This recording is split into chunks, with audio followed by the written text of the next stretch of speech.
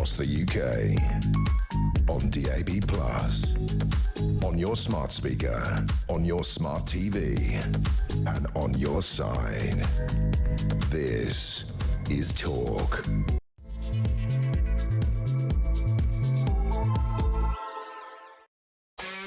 There you are, good evening and welcome to the Political Asylum right here on Talk. I am Kevin O'Sullivan and I'll be with you all the way to 10 o'clock. Stand by for 3 top quality hours of news, views and topical debate. Get involved, get on the phone and call me on 03444991000 or you can WhatsApp voice note me on the same number and I promise to play your message out. It is Thursday, April the 17th. Here's what's coming up. Sometimes there's no getting away from it. Politicians can be the saddest people on earth. To watch them squirming over the past few ludicrous years of prevarication over the definition of a woman is truly pathetic. We'll show you some limelights, some lowlights.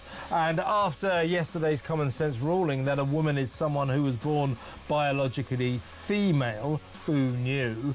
The fact that a fair few Labourites clearly don't like it is to their eternal shame. Will two-tier Keir now amend his assertion that the vast majority of women don't have penises? He went on, he got better and better. He kicked out the vast majority of women don't have penises. No, Keir. 99.9% of women don't have penises. No, but you're getting closer. It's 100%. Will he now amend his ridiculous statements of the past?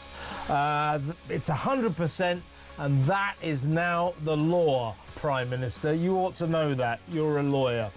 End of. 03444991000. Meanwhile, the men who wear dresses are still insisting they're women, but they're not. And now that's official.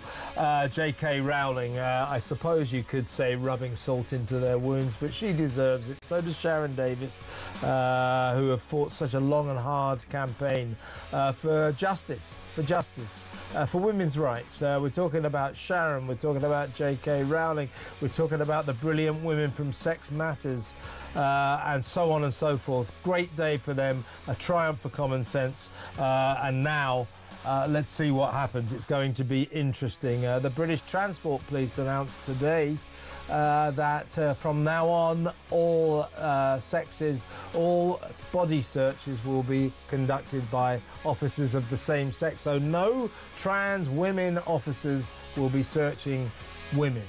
Real women, I can put it that way now, I do believe. So things are changing.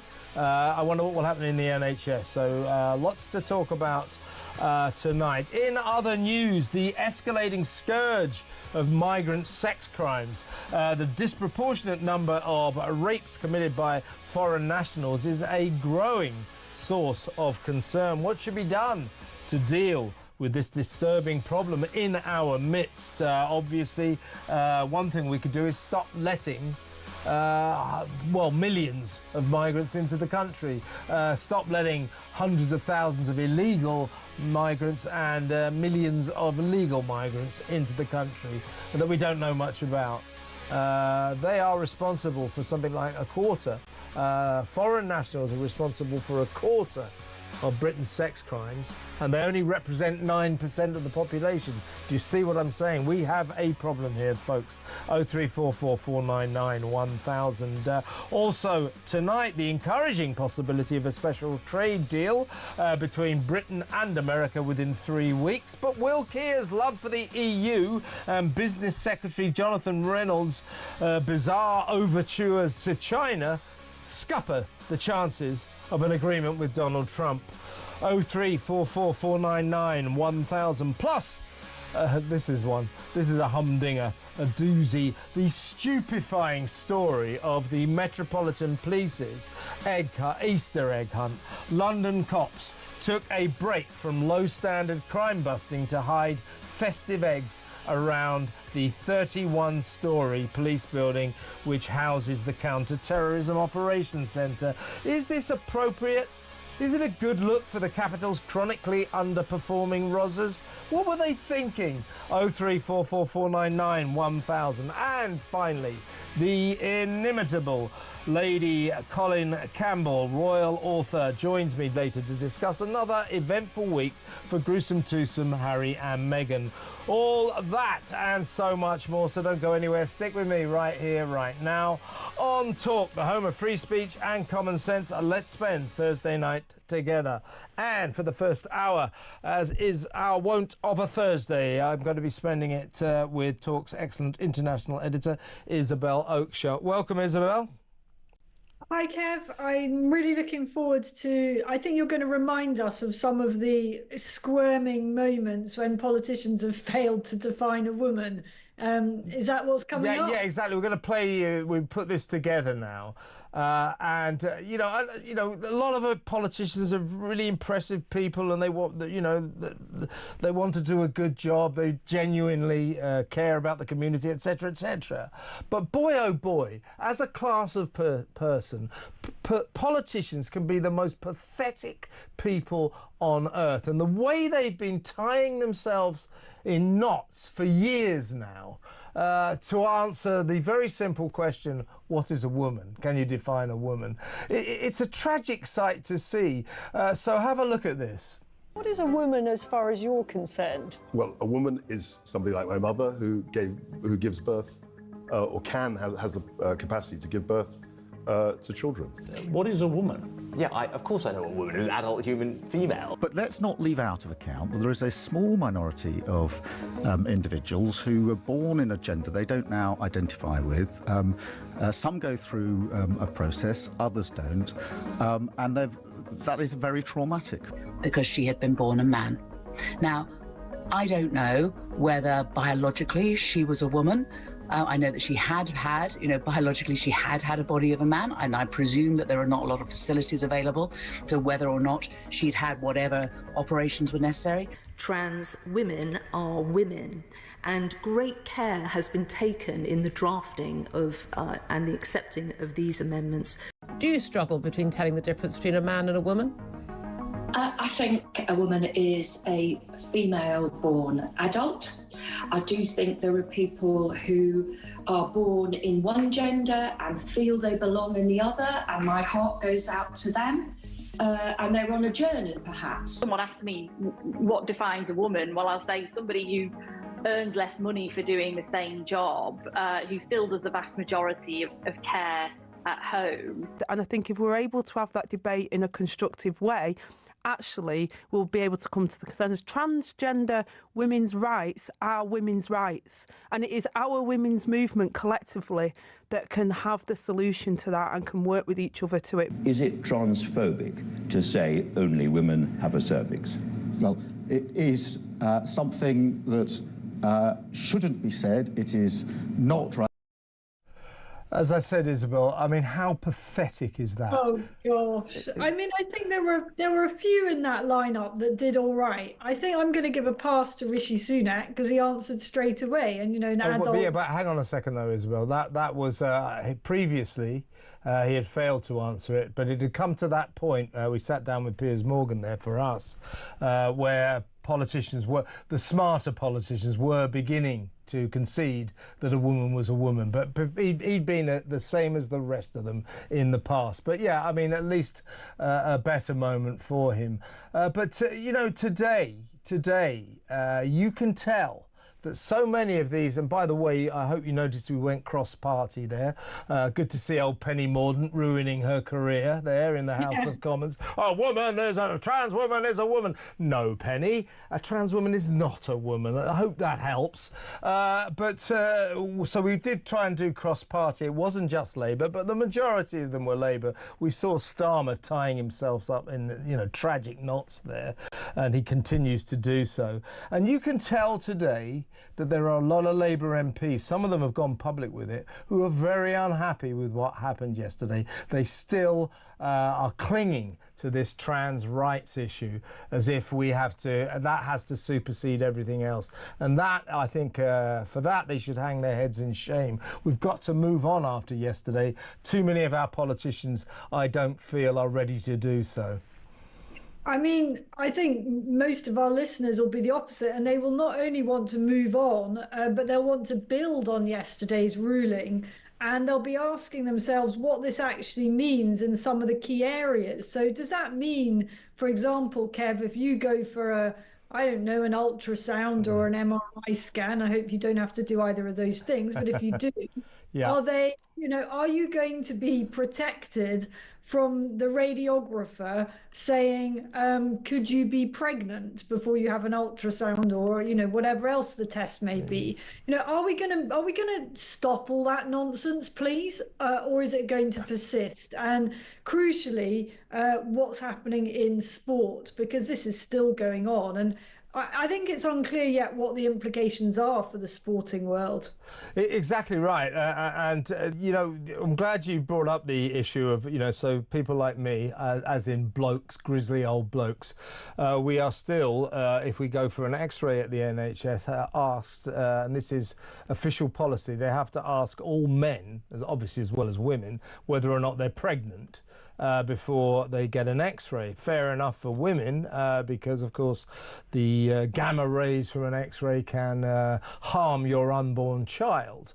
But the fact that all men have to be asked it because the trans community think that that's the right thing to do is just ridiculous. And the problem is that ruling yesterday, which, as I say, who knew a woman is someone who was born biologically a woman? How about that? 5 years and 88 pages to come to that obvious conclusion.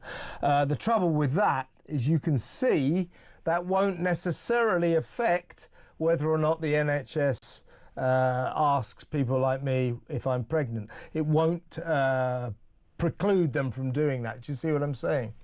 100%, but of course we hope that there'll be further good people willing to bring more battles on this, and hopefully more rulings which restore common sense in some of these areas.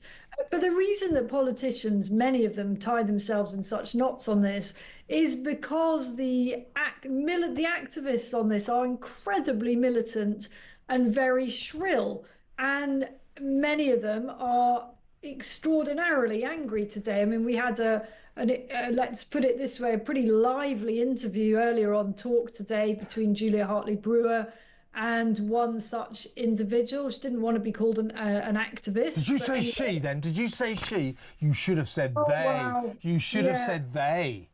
Well, I think Julia has strong views on this. So did her interviewee. It didn't end particularly well. I was listening, yeah.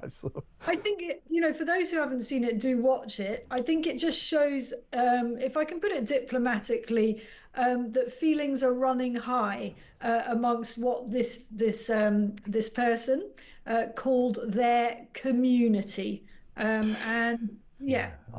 me rest it there, because I don't want to cause any offence. Yeah, no, absolutely. All of us are about that anyway, are we? This is not what it's about. It's not about disrespecting people at all. It's about, let's just have a common sense approach to this that doesn't disadvantage the majority for fear of not pandering to a tiny but very vocal minority. Yeah, I mean, I wrote down a few kind of pertinent questions that I think should be asked, and the answer should be yes, but I doubt that it will be. So these are the questions. Will the government now back women's sports clubs that ban trans women? Will the government enforce safe spaces for women?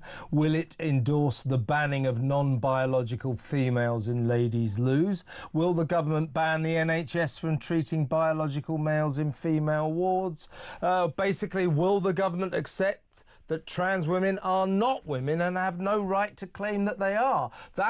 Those are all the results of yesterday's ruling. But can we trust our government to go along with this? We should really demand our Prime Minister now, given this ruling, and given that he's a barrister, for God's sake, he's a lawyer, this is now the law. We should actually demand that he stands up and says, I am wrong, I was wrong, actually 100% of women do not have penises, because that now is the law. Well, if we're going to talk percentages, I would give it a 0% chance that he is going to do that. He's not going to do that, is he? And as for like Angela Rayner and Lucy Powell, we showed clips of both of them earlier.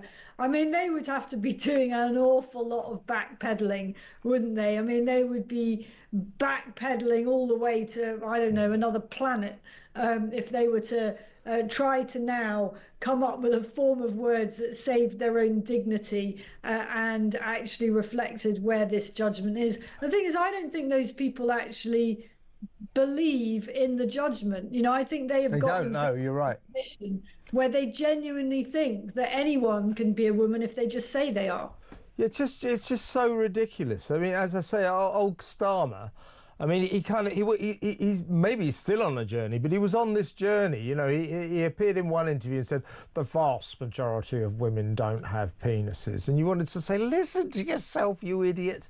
And then somebody said, obviously one of his advisors said, maybe we should sort of dial up on that one a bit. So the next interview he goes, 99.9% of women don't have penises. And I keep saying, no, Prime Minister, you're edging close, but it's 100%. And I just, I'm sure he's brainstorming with his so-called advisors right now about how he responds. We've already had a response. We'll play that in a minute. We've had a response from Rachel Reeves today, but it's going to be interesting over the next few weeks because every time one of these senior politicians is confronted by the media, they're going to be asked this question. So you know how unfast, how slow on his feet old Starmer is. So awkward times ahead for our dear leader. Let's go to break now and we'll talk about more aspects of this ruling when we come back.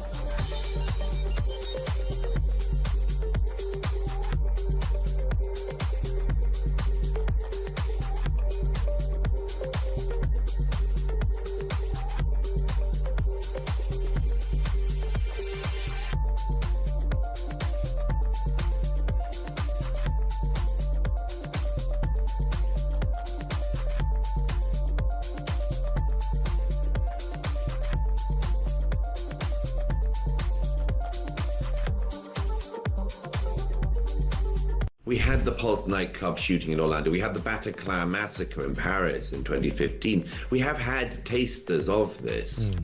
It's just that whenever we've had tasters of it at a far lesser scale, but when we've had tasters of it, we in our society try to pretend it away. What were we told after the Manchester Arena bombing? But don't look back in anger. Why? Why not look back in anger when your daughters are murdered? Yeah.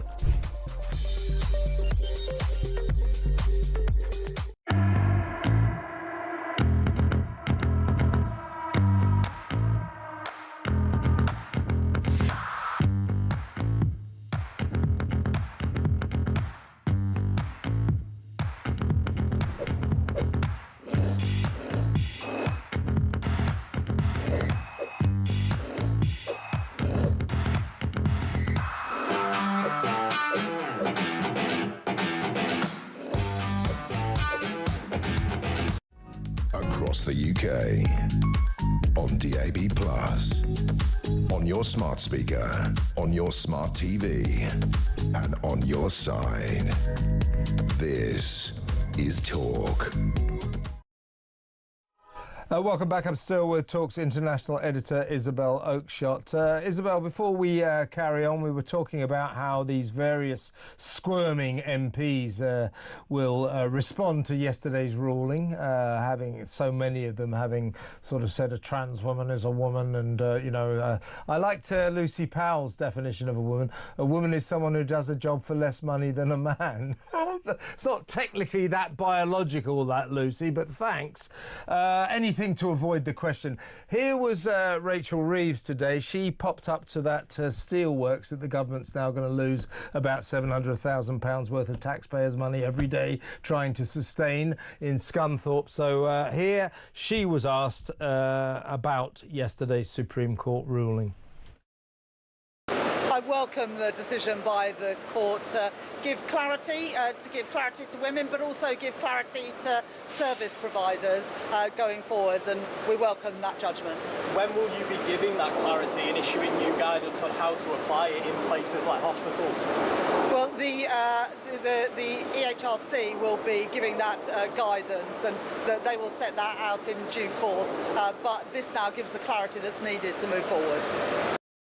Yeah, I mean, that seems to be the line. The politicians that have spoken, John Swinney up in Scotland said the same.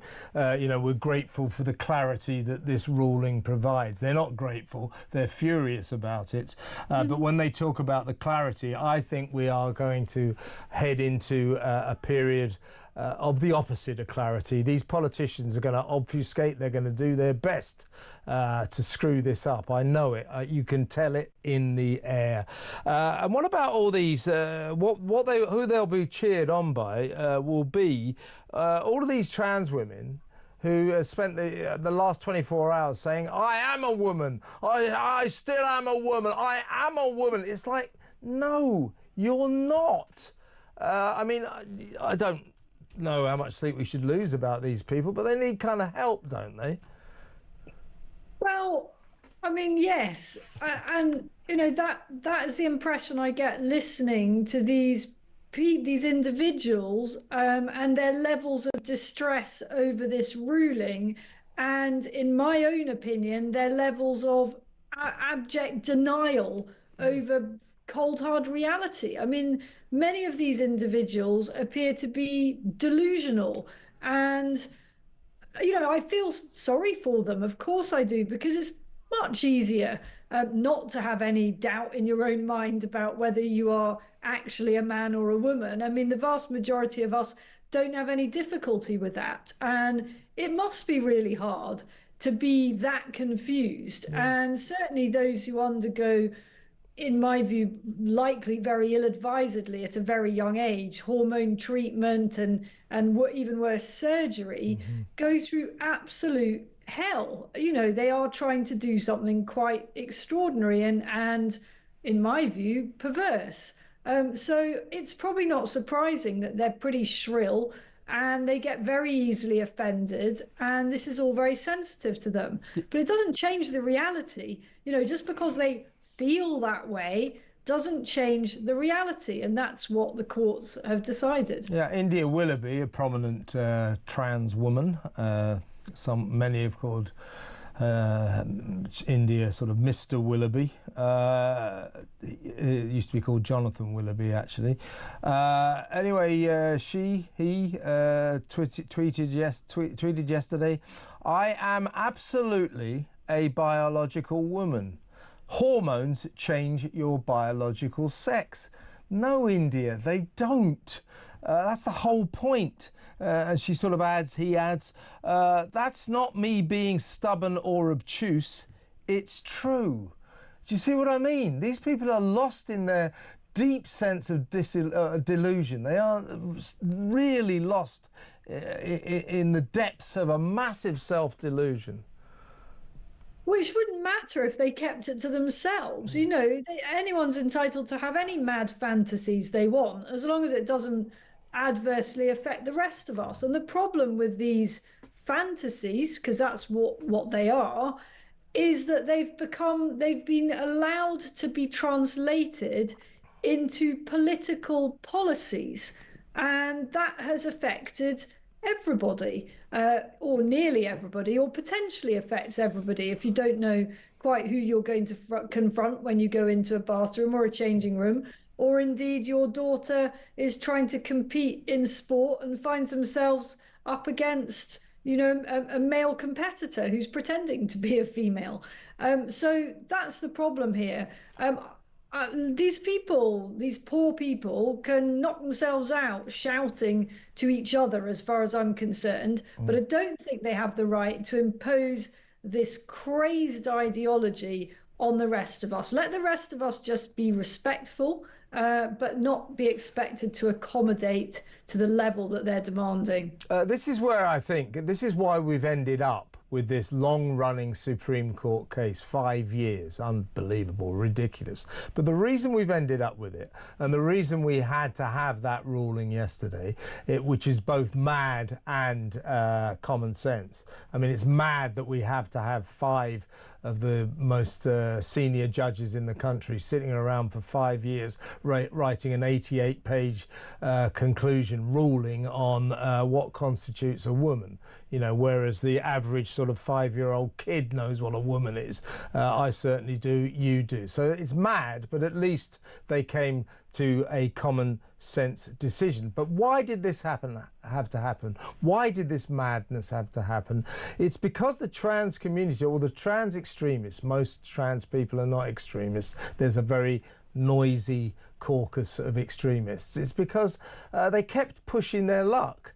It was like, oh, you've got to refer to me as he and she and her, or the other way around, and so people like me, I got in trouble with some of the Sex Matters ladies, for whom I have great admiration, Helen Joyce and Maya Forstater and the gang, Fiona McInerney, because I used to say to them, well, look, if these trans women want to be called me to say she and her about them, I don't want to upset them, I'll do it, which is fine. So that was my view, and I think my view was reflected by a lot of other people. What the hell, they want to pretend they're women, I'll go along with it, whatever makes them happy. Then they started saying, now you've got to say we are biologically female, that we are actually women. And then, so I, like a lot of other people, said, oh, I see. So me calling you she and her, that's not enough. You're now insisting that I gather around a scientific lie, something that is not true. You are not female, and yet you demand that I say that you are. Well, that's where I draw the line. I'm not going along with the falsity. And because they pushed their luck so much with this, that's why we ended up with this 5-year case. I think that's right. It's interesting that you say that you're fine to go along with calling someone who's clearly a man she and calling them a woman, because I'm less fine with that. And I see I kind of changed my tune, I'll be honest with you, but because, as I say, they overdid it. But maybe it's different for a woman, next to a man who's pretending to be a woman, saying, actually recognizing them as a woman. I have a problem with that, but it doesn't mean I want to be disrespectful. It's just asking me as a woman to make a ludicrous leap. And it's also, and there's been a lot of commentary on this, gradually eroding what is special and unique about being a woman. I mean, we just are beginning to feel as if we're not what we were.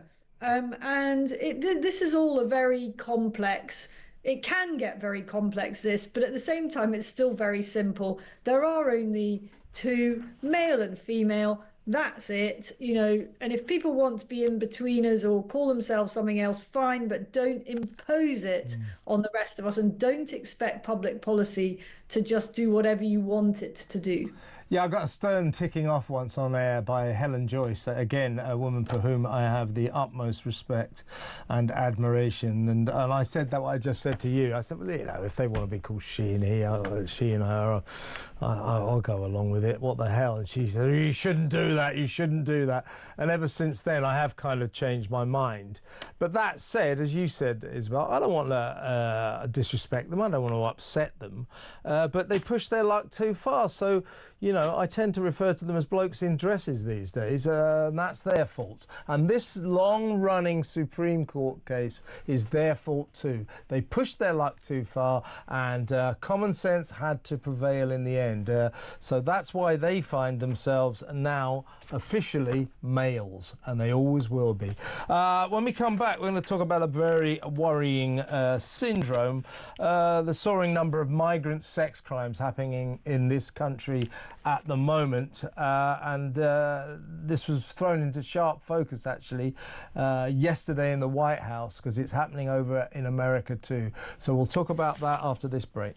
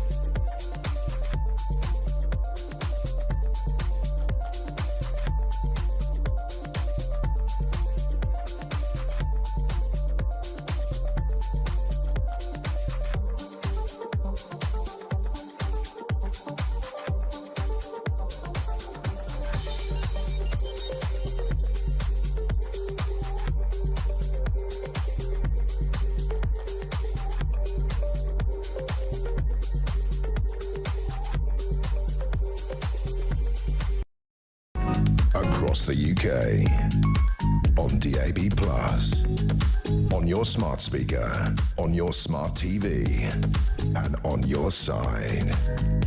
This is Talk.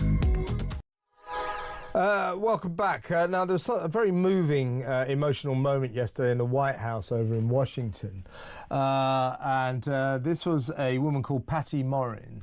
She's from Maryland. Her daughter, Rachel, was a mother of 5, had a happy family, was raped and murdered by an illegal migrant from El Salvador. And she made a very moving speech over there in Washington. Let's have a listen to it first, and then we'll talk about the ramifications over here. So this is Patty Morin talking about her daughter, Rachel. My daughter and the brutal death that she endured, leaving her 5 children without a mother and now a grandbaby without a grandmother, so that he can use my taxpayer money to fly to El Salvador to bring back someone that's not even an American citizen. Why does that person have more right than I do, or my daughter, or my grandchildren? I don't understand this.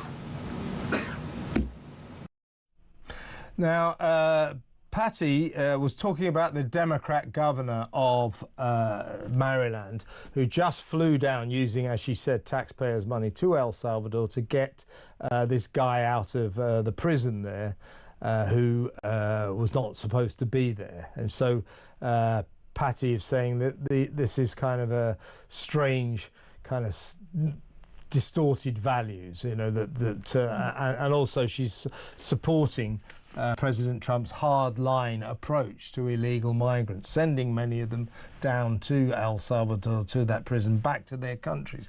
Now, the point about this is that over here, we have a very similar problem. You know, foreign nationals in Britain account for 23% of sex crime convictions, despite only making up 9.3% of the total British population. Migrants are 3 times more likely to be arrested for sex crimes. You know, and I've got in front of me, you know, like 3 really egregious examples of illegal migrants who've come here and committed the most appalling sexual crimes, rapes, etc. And so when Mrs. Morin is talking about what happens over there, it's happening here as well. This is what happens when you allow not just hundreds of thousands of illegal migrants to come into your country, but also millions of legal migrants. We are letting in way too many foreigners about whom we know nothing. And we have a massive problem here, just as America does. I mean, Donald Trump is doing something about it. We are not. Here are the facts. Migrants, and indeed illegal migrants, are committing a huge number of sex offences. And the truth is that our leading classes, the politicians that lead the government, just do not want to talk about this, and they do not want the police talking about this. So when you try to get the actual data on this, the statistics on this from police forces who do hold a lot of the information, it is very, very difficult to get it from them. You know, if you put in FOI, Freedom of Information requests, you face a battle to get to the truth. And in particular, correct me if I'm wrong, Kev, but I don't believe that police forces collect data according to whether somebody is an asylum seeker or not. In other words, or how they've come to this country and what is their visa status. You know, and that is crucial information, I think. To the best of my knowledge, the data is not collected in that way. The figures you cited are about foreign nationals. They're not about whether they're illegal immigrants or asylum seekers or what status they have. And I think we deserve that data. I think we must be given that data.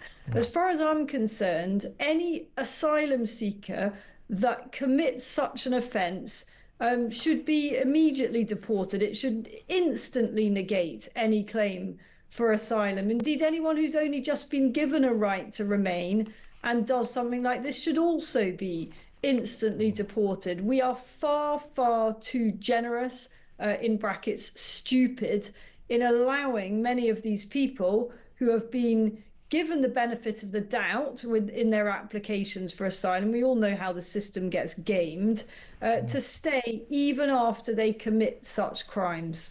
And the 3 I've got here in front of me, I won't go into the details, but none of them actually had been granted asylum. One was a failed asylum seeker who was ordered out of the UK but didn't go and raped a woman. Almost 4 years after he was kicked out of the country. Another was waiting for a decision. He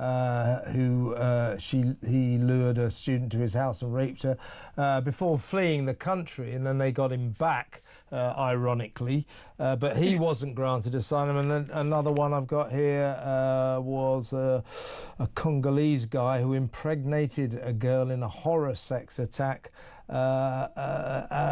in Oxford, and you know, again, someone who was just here, presumably come here illegally, and was waiting for a decision on their asylum. So that's a snapshot. That's just 3 people. But we've got this going on a lot, and it just sort of brings into focus one of the seriously worrying aspects of our mass migration policy or mass immigration policy. I would love to know whether, in the cases that you've just listed, every single one of those individuals, those monsters, have actually been deported. Have they left the country? Because I wouldn't be so sure. Yeah, I mean, I think all three of them, I'm hoping, are still in prison. But you never know. I mean, so Mrs.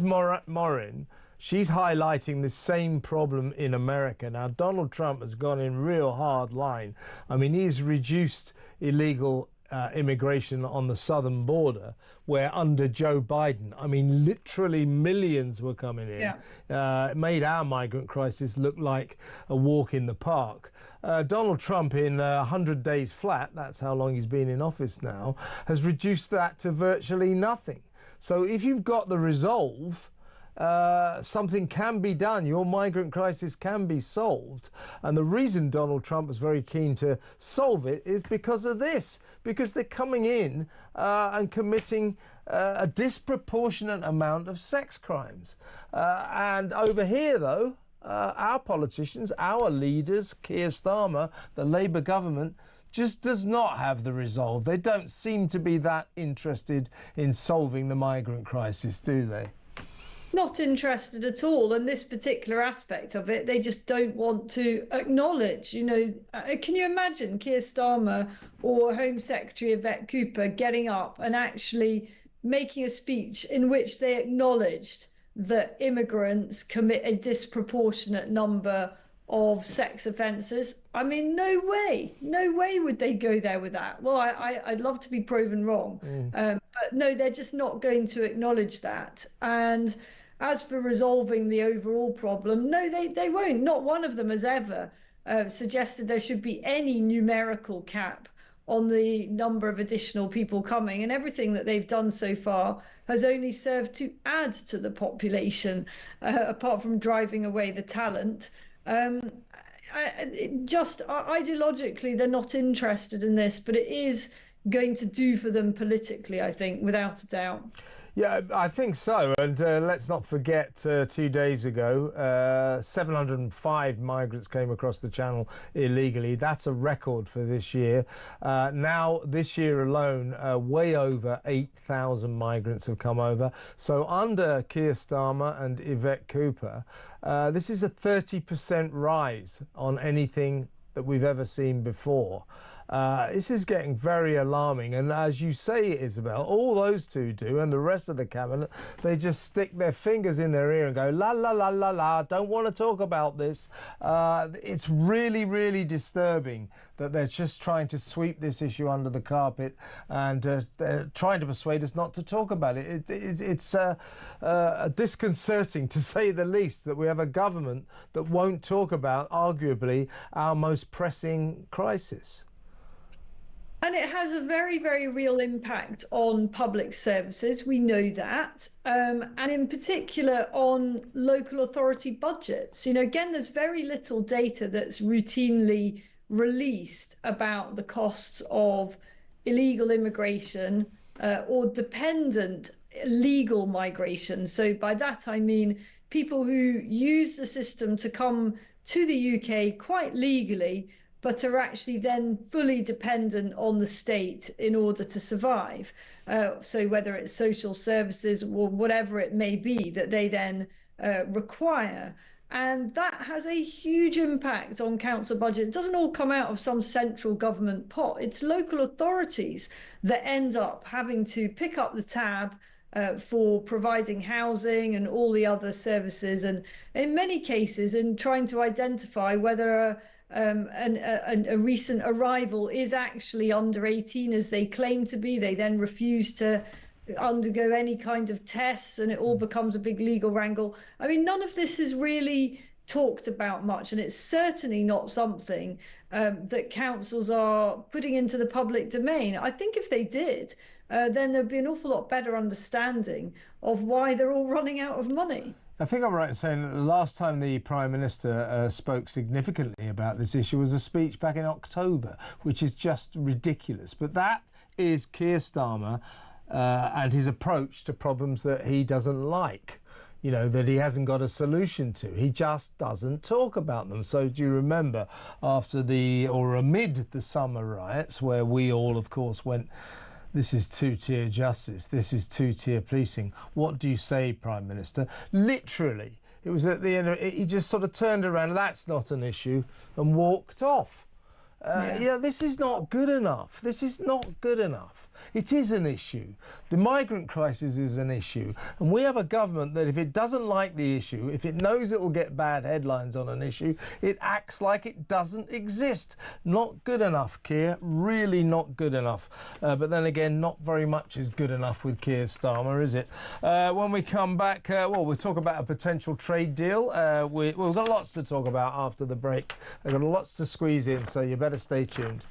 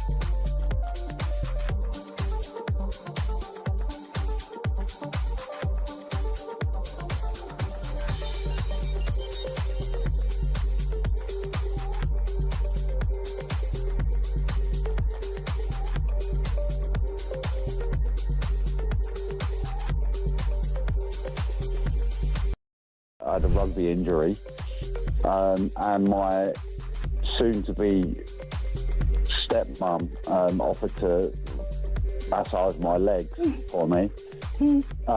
And to cut a long story short, I'm now in a relationship with what was stepmum, and I had to break that to my dad, the news to my dad that I was,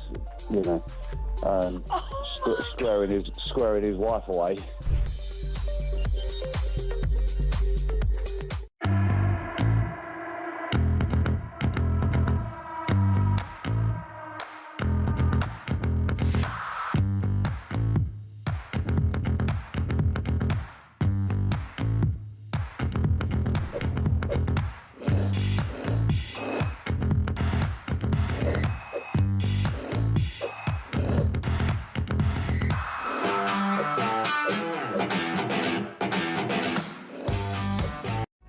Across the UK, on DAB+, on your smart speaker, on your smart TV, and on your side.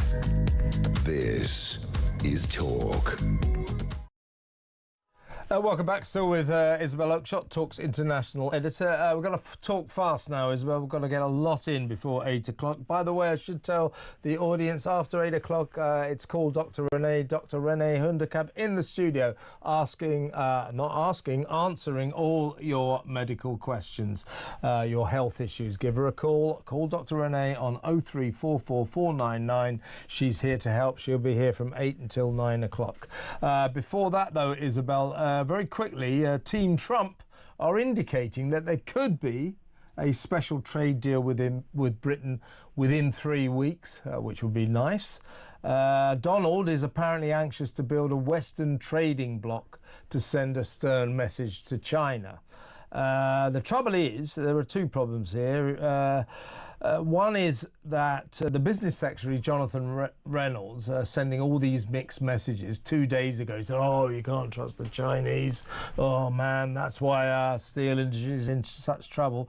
He's now planning a trip to Beijing to see Xi Jinping in order to foster new business industrial trade relations with China. Now, he's going to have to be careful there, because if Donald gets the wrong end of the stick about that, that will scupper any kind of a deal. And we also know that Trump and J.D. Vance have a lot of issues with the wokery of the Labour government and, of course, Tutia Kia's enmity of freedom of speech. So a tightrope. 3 weeks, potentially we could get a trade deal, which would be brilliant, but you can't help fearing that Keir, cozying up to the EU, Washington hates that, Reynolds now saying, oh, we've got to do deals with the Chinese, that these Labourites are capable of screwing this up. Well, entirely so. And in fairness, you know, probably any party would be capable of screwing it up because Trump is so unpredictable on these matters. But what we do know is that he doesn't like the idea of countries attempting to ride two horses. You know, he's very, very sensitive about that kind of thing, isn't he? And it's pretty binary with Trump. You know, you're either a friend of America or you're not. And he hates the EU. And if he gets, if he just gets, someone tells him in his ear that our lot are ingratiating themselves and falling over themselves to get back into the EU, he'll go nuts, won't he? I mean, you know, that's the thing. So this is so delicate because it's a really big prize, you know, and if on the other hand, Starmer can actually deliver this, cannot screw it up, then that will be a tremendous feather in his cap, you know, and it might be a bit grating for you and I to acknowledge that, but it would be. I'd agree with that. I would take my hat off to him if he achieved that. Yeah, so it's well worth playing the right game for, you know, but and it may be very difficult to calculate exactly how to minimize the chance of Trump just, you know, losing it in a fit of pique about something. But one thing we can be pretty sure about is he's not going to look kindly on suggestions that Starmer is effectively plotting to take us back into the EU in all but name. So this has got to be very, very, very carefully played. Exactly right. If Donald Trump decides Keir Starmer is cozying ever closer up to the EU, it will cause all sorts of problems with our relationship with Washington. And one of the problems might emanate from this. Keir Starmer is all set to sign up to the European Union's, the EU's net zero scheme to align Britain and Brussels with the same emissions trading scheme, and that would mean that our energy bills will go up even more. I heard that idiot saying the other day, old Starmer, going, oh, we cannot afford to fall behind in the race to net zero, this is the future. What, you know, when are they going to get the memo? This stuff doesn't work. I mean, we can totally afford to fall behind, and in fact, we'll be able to afford an awful lot more if we do fall behind. The problem is none of us can afford anything precisely because we're trying to beat the rest of the world to this entirely artificial goal. I mean, it's not as if any of this recognizes sort of borders, does it? So, you know, we've been through this ad nauseum, and most of our listeners, I think, probably agree with it. We're just impoverishing ourselves for something that isn't going to make any difference at all. Do you know what would make life in this country a load better and make us all much less poor, much richer, much more wealthy and much happier if we just completely abandoned all talk of net zero, all this green claptrap, get rid of it and just plough on with our lives. Britain would be a much, much better country, just like America. Donald Trump got rid of it at a stroke. Why don't we do this? Now, well, actually, folks, let me know what you think about that. 03444991000. I've got to get this in before. I knew you'd love this story. The Metropolitan Police, their counter-terrorism department, have hidden eggs, little Easter eggs, all around their 31-storey headquarter building in West London. Little eggs. It's an Easter egg hunt for the staff, where the counter-terrorism unit is and all our top cops are, for the staff to have fun. What are they? What are they, like 5 years old? Well, I suppose if you can't catch criminals and you can't find the criminals, you might have to resort to finding eggs. I mean, I couldn't find any criminals, but I got an egg. I mean, what are they thinking? Don't they see that this is not a very good look? It's a terrible look. I mean, yeah, it's probably just a bit of fun and all that, but these are grown-ups. I mean, for God's sake. And I know there are people within the Met that are absolutely despairing over all this stuff. You know, they talk of a toxic culture, and it's a toxic anti-white, anti-male culture within that organisation. And it is deeply dysfunctional. It's an organisation that is pitting officers against each other, that is encouraging officers to report on each other if they say something that, you know, and one generation disagrees with another. I mean, it's just no way to run the Met. Yes. And know that the crime statistics speak for themselves, and we all know how the streets feel in London. They don't feel very safe. Exactly right. This is a £412 million building where the Counter-Terrorism Operations Centre works from. Very important place. It's only been there since 2021. Anyway, for the last few days, staff have been hiding eggs so that all the workers can have an Easter egg hunt. Peter Blexley, our friend, former Met Police detective, you can imagine him saying this, can't you? He said, while London burns and people don't get an investigation into their burglaries, car thefts, the theft of tools from their vans, harassment on the tube, having their phones snatched, all those kind of things, the Met Police think it is appropriate to have an Easter egg hunt. I mean, I barely know what to say. I mean, well, I'm going to say one more thing, which at least it's still being called an Easter egg hunt. I mean, at least they're having Easter. I mean, so many institutions around the country are cancelling it, aren't they? So here's to the cops for celebrating Easter, unlike that primary school down in Eastleigh in Hampshire that cancelled it. Unlike English Heritage, they've cancelled it as well. So anyway, very happy Easter to you, Isabel, and thank you very much for a terrific couple of days as always. Isabel Oakeshott there, Talks International editor. As I said, after the 8 o'clock news, Dr. René Hunderkamp will be in the studio answering all your medical questions.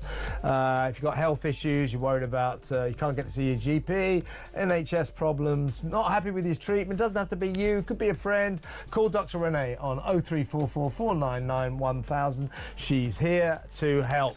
So stay tuned for Dr. René.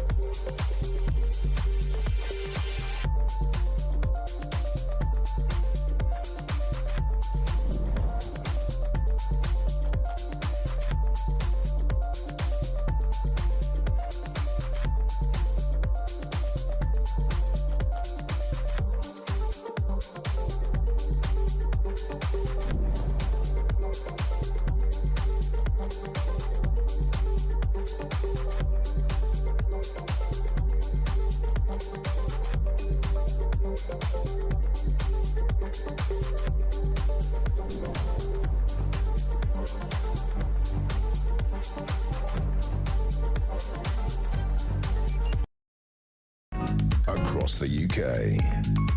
On DAB+, on your smart speaker, on your smart TV, and on your side. This is Talk.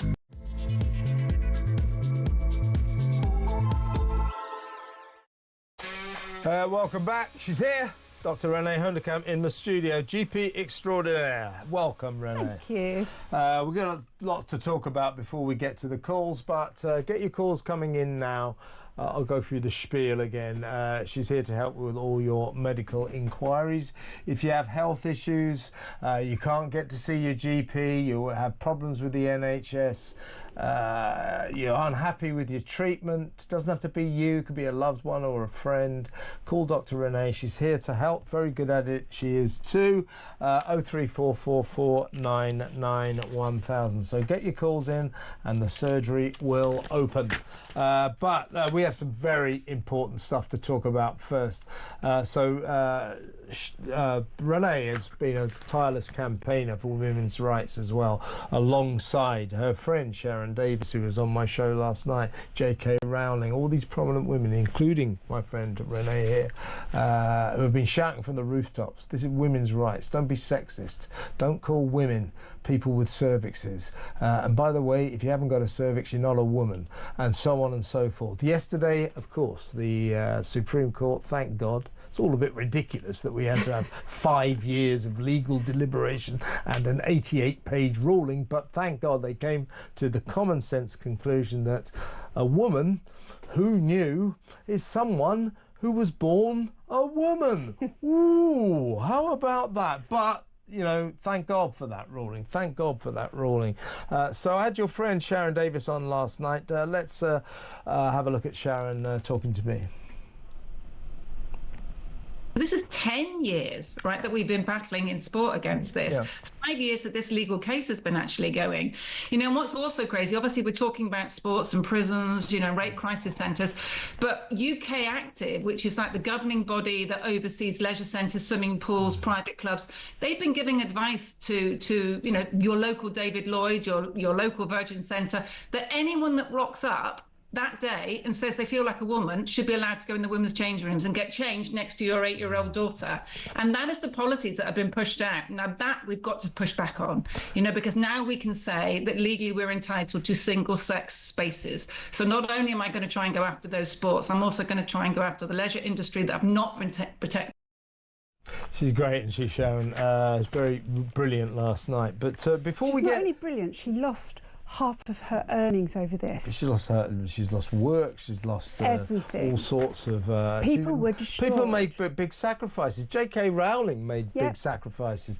I mean, her career was threatened. I mean, you know, they nearly kicked her out of the studio, etc., and all those little toe rags, those ungrateful little toe rags that starred in her movies, all rounded on her. I hope they're feeling as bad as they should today. And don't forget, Kevin, that just a year ago, I had to go through months of an NHS panel inquiry because I said that Dylan Mulvaney was a man, which, by the way, guys, he is. My career was at risk, and they graded that as a high-risk complaint. Well, listen, actually, we'll play a bit of Dylan Mulvaney because she was on Sky the other night. He was on Sky. He, sorry.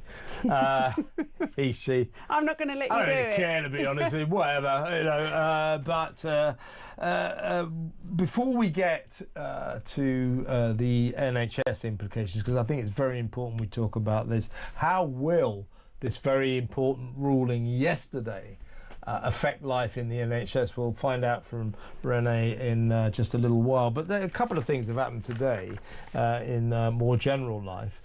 Teachers have announced that they are concerned about implications for pupils after this ruling. So what they're saying, this is of course the NASUWT teaching union, they're saying that they are calling on the government to provide clear guidance to schools and colleges on how to interpret the law in regard to children questioning their gender.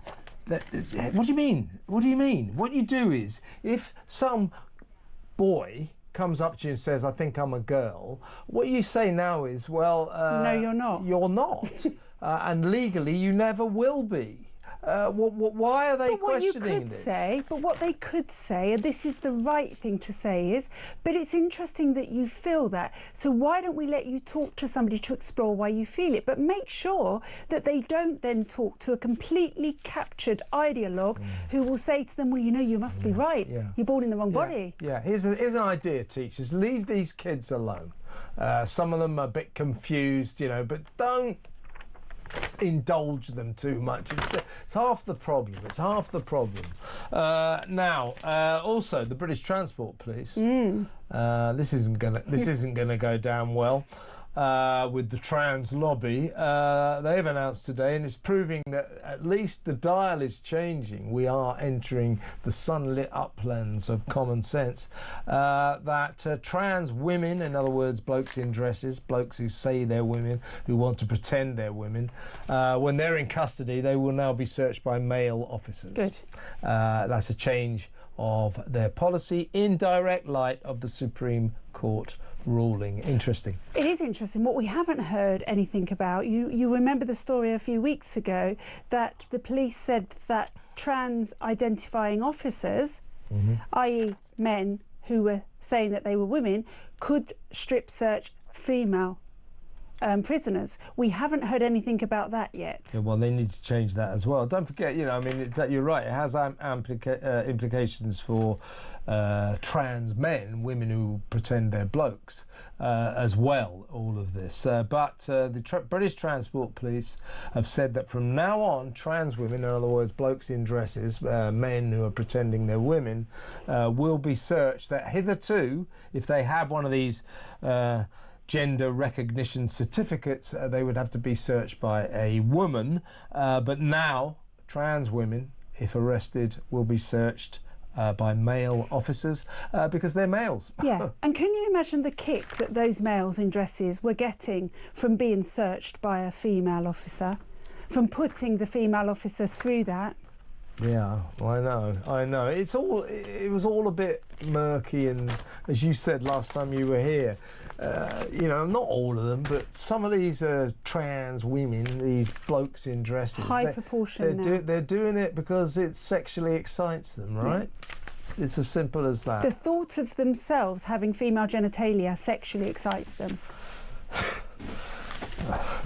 Takes all sorts, I suppose. Sure, I probably shouldn't have said that, but anyway, that's me for you.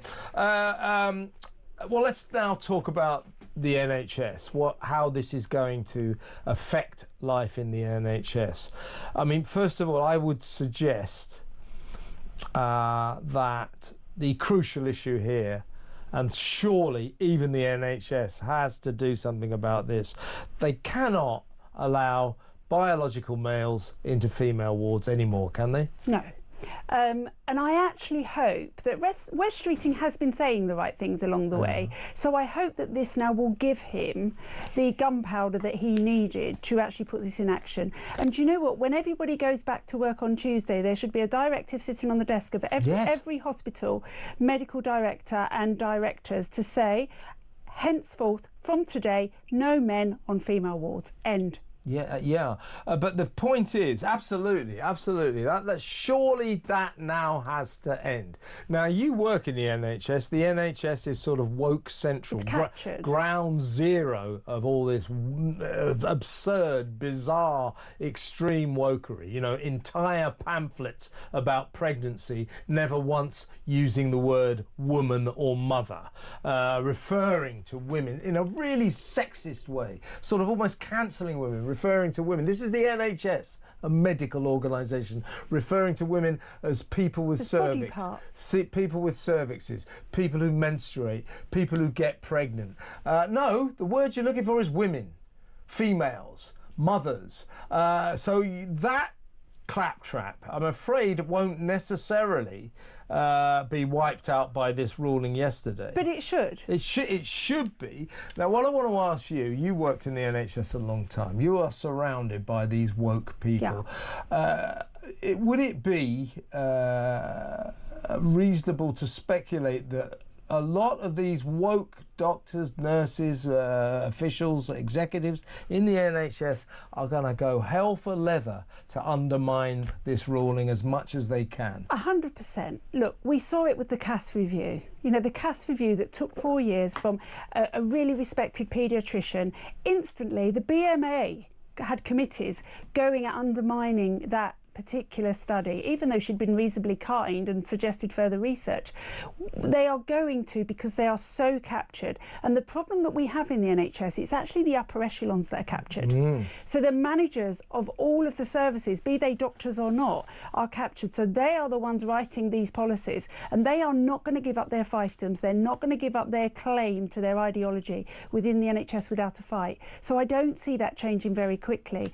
And also, there's a massive cost to this, because all of these leaflets and brochures and signage has been printed. It's a massive cost. So there's all sorts of implications. I mean, I know, for example, the person at the very top of the adult gender service is so captured that they won't even listen to anything that might undermine their story. And so I think it's going to take a long, long road to change it. And I think they're going to have to be court cases. So you're sensing today, the day after our new world, the Supreme Court ruling about biological sex, you're sensing that there are all sorts of people in the NHS now who are very angry about that. Oh, there'll be people that are massively angry, especially if they're running a service that is actually only here by design because of all of this nonsense. They'll be fearful for their future, obviously, and the future of the service, but they will fight it tooth and nail. I think there is another subgroup of people who actually don't believe in any of this rubbish, but have gone along with it because they're fighting for their jobs, they don't want to get disciplined like I did, and they may now feel brave enough to come out and say, well, actually, thank God for that. That could be good. That could be good. But I do sense you're going to get large numbers of influential people in the NHS who will go hell for leather to ignore this ruling as much as they can. I was discussing with Isabel Oakeshott earlier, if you think about it, annoyingly, the fact that the Supreme Court has said, well, a woman is someone who was born biologically female, that does change the dial significantly, but it won't necessarily affect, for example, that ridiculous system whereby if I go for an X-ray, they have to ask me if I'm pregnant. Well, this is a really interesting point. And what should happen I am, by the way. Really interesting. No, I'm not interesting. I'm pregnant. I'm going to have a baby, in about... Congratulations. Thank you very much. Best news I've had all day.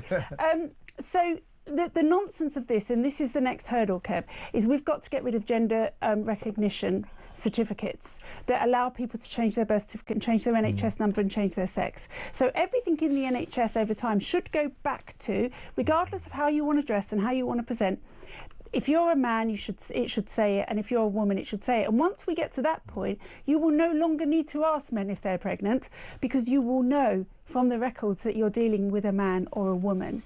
That's why the Gender Recognition Act needs to go, and all of those certificates need to be rescinded. Indeed. Now, last point before we move on, don't forget, we've got quite a few calls for you already, but don't forget, after the next break, which will be in a couple of minutes, the surgery will be open. Give Dr. Renee a call with any of your health issues, whether or not maybe you're just not feeling very well, but you might want to talk about specific treatment, conditions you've got, anything you like. She's here to help. 0344 499 1000. Before we get to that, though, let's talk about one particular case which must be deeply affected by yesterday's ruling, and that's the case of the nurse Sandy Peggy up in Scotland, Fife, the Fife NHS Trust. And the Darlington nurses. Let's just do, we'll talk about them as well. Now, she basically, I think she might be back at work, but she was suspended because she took umbrage with the fact that somebody called Beth Upton, who's actually a bloke, a doctor, by the way, a GP, a doctor who says, I am biologically a woman. You're not much of a doctor if you think that, because you're not. Anyway, Beth Upton sort of marched into the female changing room area. Sandy Peggy complained, and that case is at tribunal now. She got suspended for a while. I think she's been allowed back to work, but only if she doesn't clash physically, as it were, with Dr. Upton. Well, she won't have to now because he's not allowed in her changing room. Well, yeah, that's what. Will that be the case, though? Yes. Yeah, that has. Well, so basically, again, this is where I said about court cases. He will try and use the changing room. She will say, no, I don't want it. And it's then down to the NHS to either chance their arm and say, sorry, you've got to have this bloke in your changing room, or they face legal action. So this is where the test is going to be. Yeah. But also the test is going to come from what the government instruct the NHS to do. Yeah. So if the government say to them, no, you can't share changing rooms, men and women, they have to go back to how they were. We've got exactly the same scenario with the Darlington nurses. The five nurses, of them. 5 brave nurses who are taking the NHS on legally for the same reason that they object to blokes walking into their single-sex spaces. And they were told that they had to suck it up, or they could have a cupboard down the hall while the bloke got their changing room. And then we've got... So he can have the cupboard now. Yeah. And then you've got Nurse Jennifer, who is the nurse who was treating a male paedophile who identified as a woman, was on her hospital She's got to be allowed back to work. That's disgraceful. She has been suspended because she referred to him as a mister, despite the fact that he used the N-word in a racist absolute barrage against her. She was the one who was suspended. That case is so disgraceful. 12 years she's worked as a nurse without a complaint. Yeah, and she's a Christian, she's a religious lady, and she said it's against my religion to call a paedophile, a male paedophile, miss. She said, I'm not going to do it, and for that she's suspended, and nothing happened to him, even though he rounded on her. Jennifer's a woman of colour, and you called her the N-word 3 times apparently. Nothing's happening to him. So, I mean, long shot, but perhaps this ruling might cure the NHS of this warped approach to these issues. He wouldn't have been on a female ward because he would have been on a male ward. So that would have solved the problem in the first place, because the doctor wouldn't have been quite so confused when the nurse rang him. You know, so all of these things hopefully will come out in the wash, and all of these nurses and doctors that have been disciplined will be vindicated, and that's what needs to happen.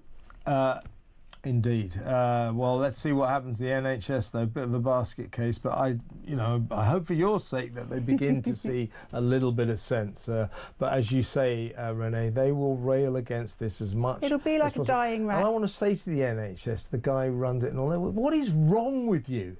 What on earth is wrong with you? Cure people, treat sick people, cure them. Don't worry about all this woke claptrap. Why did you ever get into this state? Honestly. Right, that's it. Let's go to break. When we come back, the surgery is open. Call Dr. Renee, 0344 499 1000. That next, stay tuned.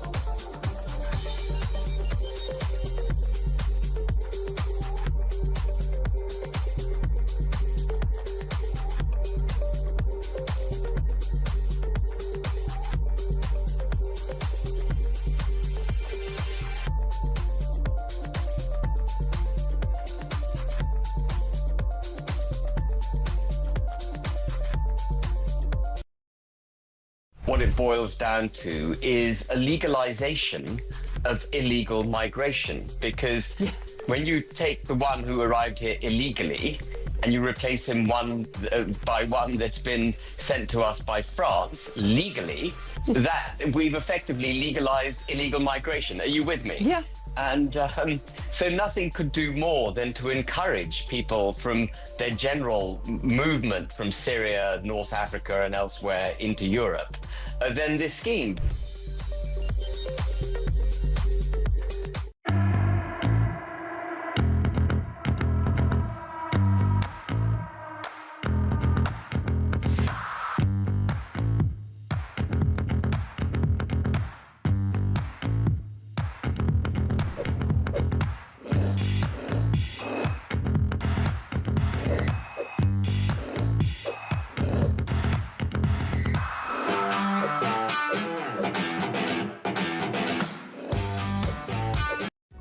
Across the UK, on DAB+, on your smart speaker, on your smart TV, and on your side.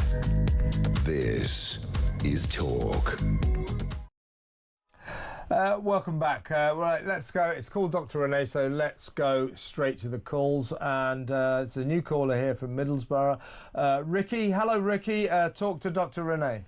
Hello, Ricky. Hi, Dr. Renee. How can I help? It's two things, really. Me and my partner went on a holiday last year, and when we were on holiday, she had a bad gallstone episode. When we got back, she ended up having them taken out. Since then, she's had so many different issues. They've diagnosed her with a chemically imbalanced liver, but we haven't been described what that is. At first, they said she had cirrhosis. Right. So my partner went into meltdown, thought she was dying, everything. When she finally got hold of a consultant, the consultant went, "Oh, no, you haven't got cirrhosis, you've got a chemically imbalanced liver." And then she's lost so much weight. She's 43, 5'9", and weighs 8 stone 4. And they've just diagnosed her with something called, I think it's bile malabsorption. Yeah, so that's why she's losing weight, and that's a common side effect of bile acid malabsorption. So basically, bile acid salts are used in your small intestine to digest food. When they're not getting used properly in the small intestine, they pass through to the large intestine, the colon, and they cause diarrhea. Yeah, she suffers badly with that. Yeah, and so people do lose weight because of that. Now, they can give a tablet to help soak up some of those bile acids called cholestyramine. I think that's right. Has she been given that? Well, she got a letter from her consultant saying they were going to give her some tablets and that she'd been discharged from them and she has to go to a GP. When she's rang her GP to get these tablets, they've said she's got to wait till she sees a consultant from the GP. I mean, right, so this I'm going to just use as an example of what's wrong with the NHS. So in years gone by, that consultant in the hospital will have written the script out for your partner. She would have picked it up at the hospital pharmacy, and that would have given her time to make an appointment with her GP, who could then continue the medication. Now they are dumping on GPs all day long so that they don't do any of their own work. It's actually given over to GPs who are fairly busy. Let me tell you, I've been in GP all day today, and it's then left for a GP to pick up the work as if we were the houseman of the consultants in the hospital, and that's a disgrace because your partner is being caught between that gap. And it's a shocking set of affairs. If I were you, I would get an email to say that she's losing weight, she's getting dangerously thin, she needs this tablet, it's called cholestyramine, and it'd be very easy for them to write you a prescription just to tide you over until they can give you that appointment with their consultant GP. We did contact them about that, but they're adamant that she can't have no tablets until she sees someone from the GP. And she's got an appointment on the 8th of May. No, so why don't you get... The thing is, we go away on the 18th of May to Tenerife, and my partner's terrified. I mean, I've got to console her every night when I finish work, and she's terrified she's dying. Okay, so she said I feel like my insides are just dying on me. okay, so you need to reassure her that that's likely not what's happening. What's happening is she's just got this terrible diarrhea, and that needs to stop. In the interim, what she could do is you could get some loperamide, otherwise known as Imodium, from a chemist to just try and help the diarrhea, and that's used in the treatment of this anyway. Your GP can give you that long term, but you can just buy that in the chemist to just stop the diarrhea, because it's not good for anyone when you've got constant diarrhea, because she'll be losing all the salts in her body that she needs. She can't eat. When she eats, she'll have like 2 or 3 mouthfuls of something to eat, and she feels like this horrible pain in her stomach, to the point where she just runs upstairs and starts throwing up. She's getting to the point where she's scared to eat because of the pain. And then to combat the pain, they'd give her codeine. And is that not helping the diarrhea? No. Okay, because usually that would help the diarrhea. That's sometimes a treatment that's used in inflammatory bowel disease to dry up diarrhea. Look, nothing helps. All right, you've got some options, Vicky. These are the options. So you either get very stroppy with your GP tomorrow, you recontact the consultant secretary and say this is not good enough, your partner is falling between 2 stools and someone has to give her something now, she can't wait till the 8th of May. And very worst case scenario, you take her to A&E and make them deal with it. Right, thank you. You could tell your GP that if they don't see you as an emergency, of course you can't do it now till Wednesday, can you? Yeah. You could say you're going to go to A&E, because GPs don't want their patients going to A&E. The GP herself, she's lovely. I mean, she's went out of her way to have a go at the consultant in the hospital and wrote many letters. And when she told my partner the only appointment I can get you is the 8th, there's a gastro consultant in the GP, and he's the one refusing to give the tablet till he sees her on the 8th of May. Look, she might be a lovely GP, but she's copping out. This is not a very difficult drug to use. It's not a drug with serious side effects. This is a drug she could prescribe tomorrow if she's a competent GP. Right. Also, a quick one. What's a chemically imbalanced liver? I don't know is the honest answer. I just wonder if they've done her blood tests and the different liver markers, and there are various ones of them, gamma GT, alanine transferase, ALT, ALP. I wonder if they're just not within limits. And that could be, I don't know, that could be anything from infection to fatty liver, but it needs investigating. Yeah, Ricky, I think you got to go back to your GP and put your foot down. I know you say she's a nice lady. I'm sure she is, but sometimes because we get people with all these terrible problems with getting treatment all the time, and you just have to put your foot down and demand the proper attention that obviously your partner desperately needs. So. Unfortunately, it's very easy for GPs to hide behind a guidance, or we have to wait for the consultant gastroenterologist GP. Really easy to hide, and then the patient's falling down in the meantime. Okay, Ricky? Yeah. All right, mate. Thank you very much for having me on. Have a good night. You're very welcome, and our best to your partner, and look after yourself. Thank you very much. Ricky in Middlesbrough, poor guy, poor lady. Let's go to break. John in Doncaster will come to you after these messages.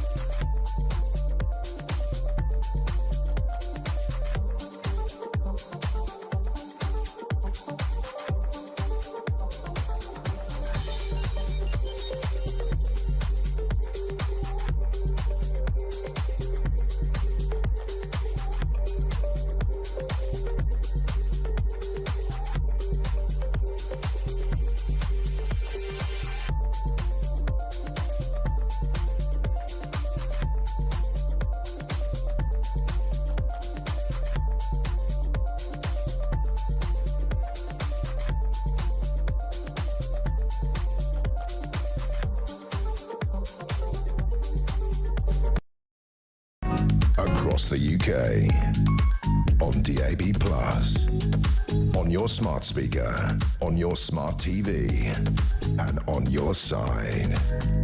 This is Talk.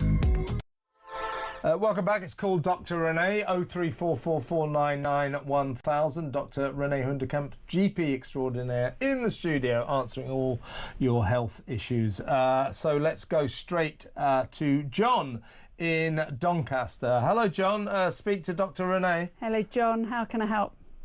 Hello, Bobby. Right, I'll tell you what it is. And this is quick history. I had an heart attack 10 years back. They then found out I'd got diabetes too.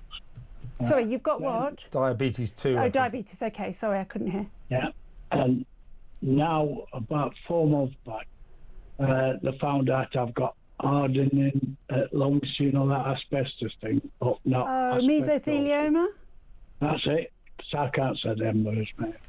Anyway, now they've found out I've got polymyalgia. Polymyalgia.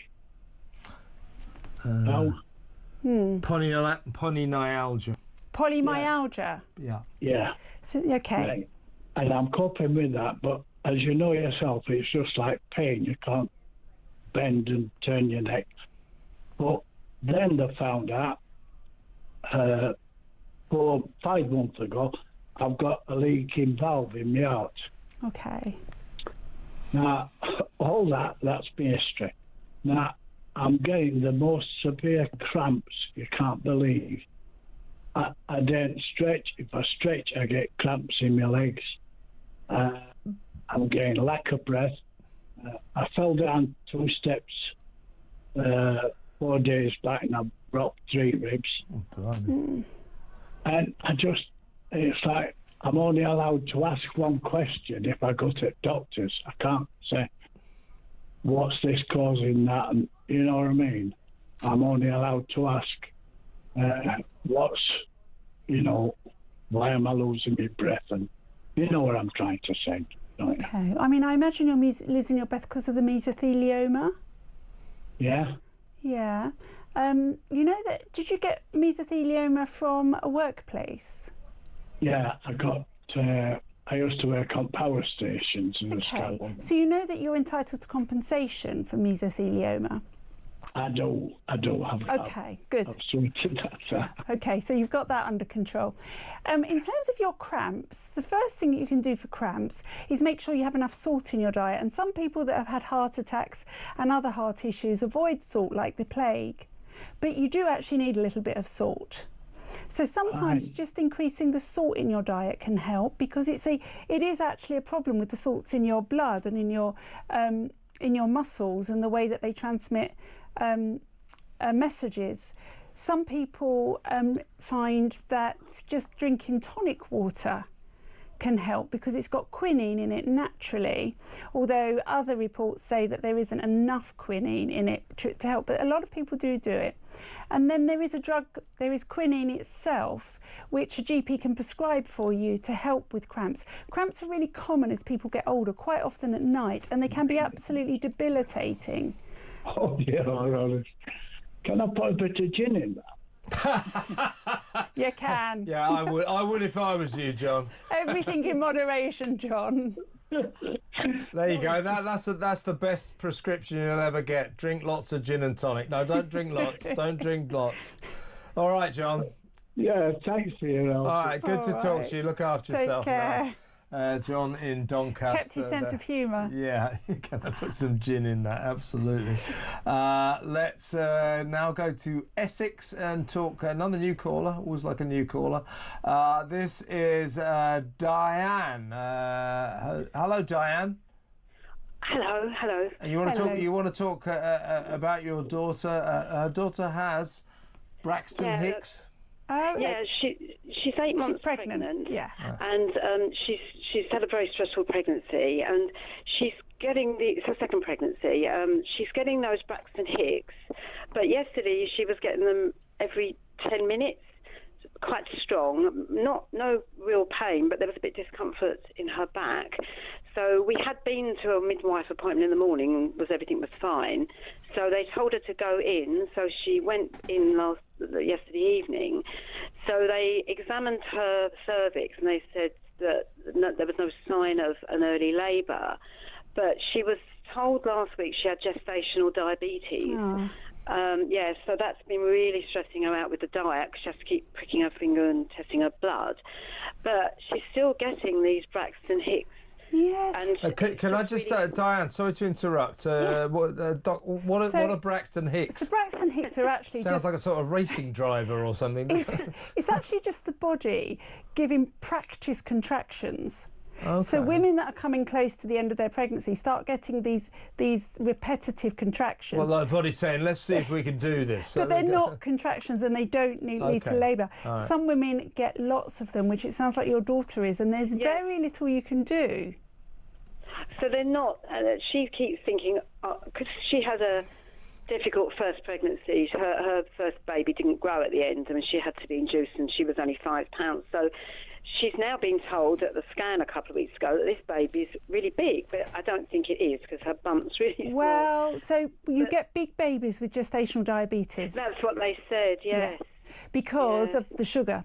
So basically you've got higher sugar levels in your blood, and that's what leads to the gestational diabetes, and the baby gets big on the back of that. So they will probably watch that quite closely, and if it is a big baby, and they are notoriously out by quite a big percentage on estimating weights on a scan, but if they do decide that it's getting too big, they might want her to go into labour anyway.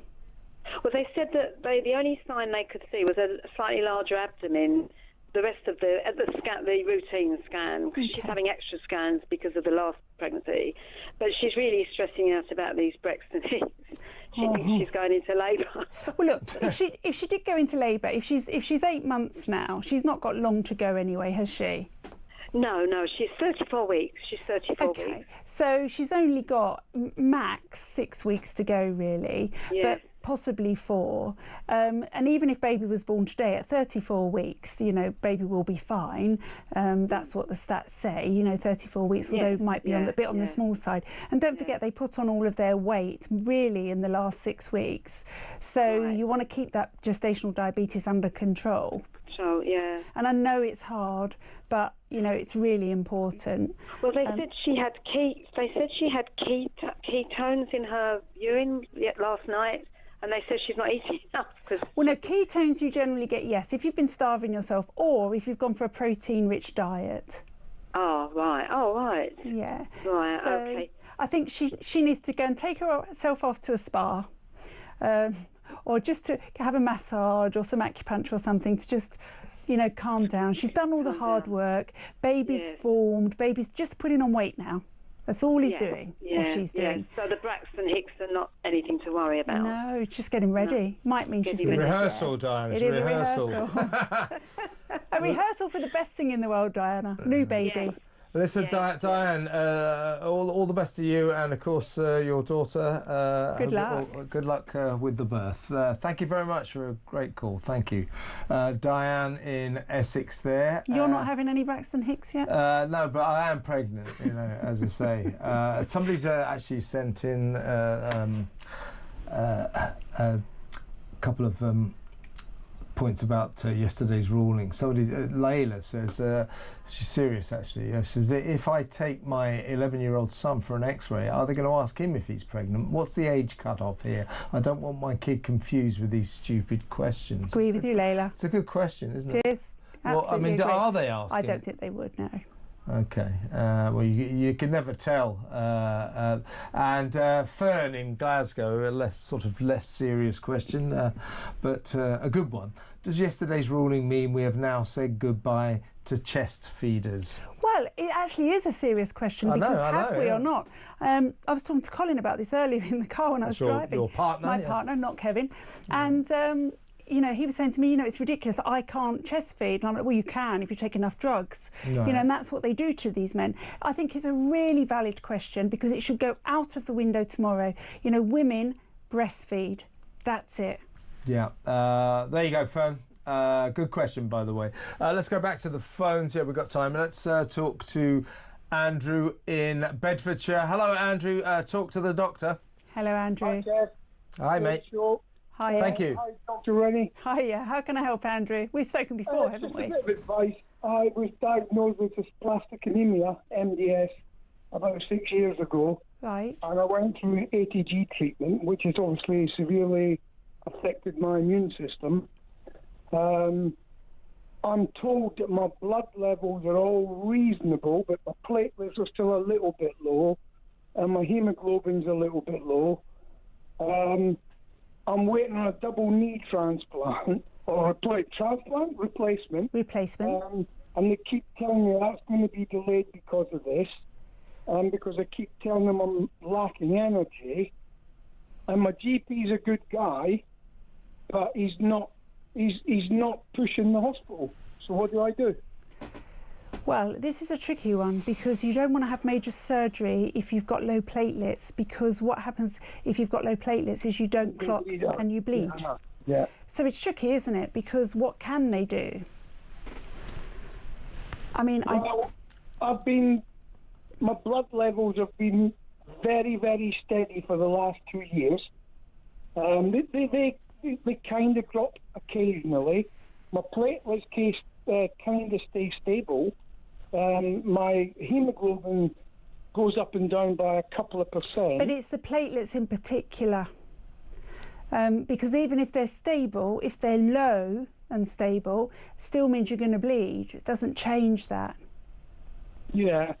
Now, the other question to that is... Well, I'll tell you one question to ask them, just before you move on to the next question. The one question you could ask them is, could they give you any clotting products? Well, I don't know, because I'm on 170 milligrams of morphine a day for the pain in my knees. So I'm not sure what more... Hang on a sec, hang on. Sorry, you're on warfarin for what? I'm waiting on a double knee replacement. Yes, but why are you on the warfarin? No, morphine. Oh, morphine. I thought you said warfarin. I was going to say, that's not going to be helping your platelets. That's not good. Okay. Because I served in the army and damaged one of my knees and I've got clips in it. Right. I'm waiting on a double knee replacement. I'm now 62.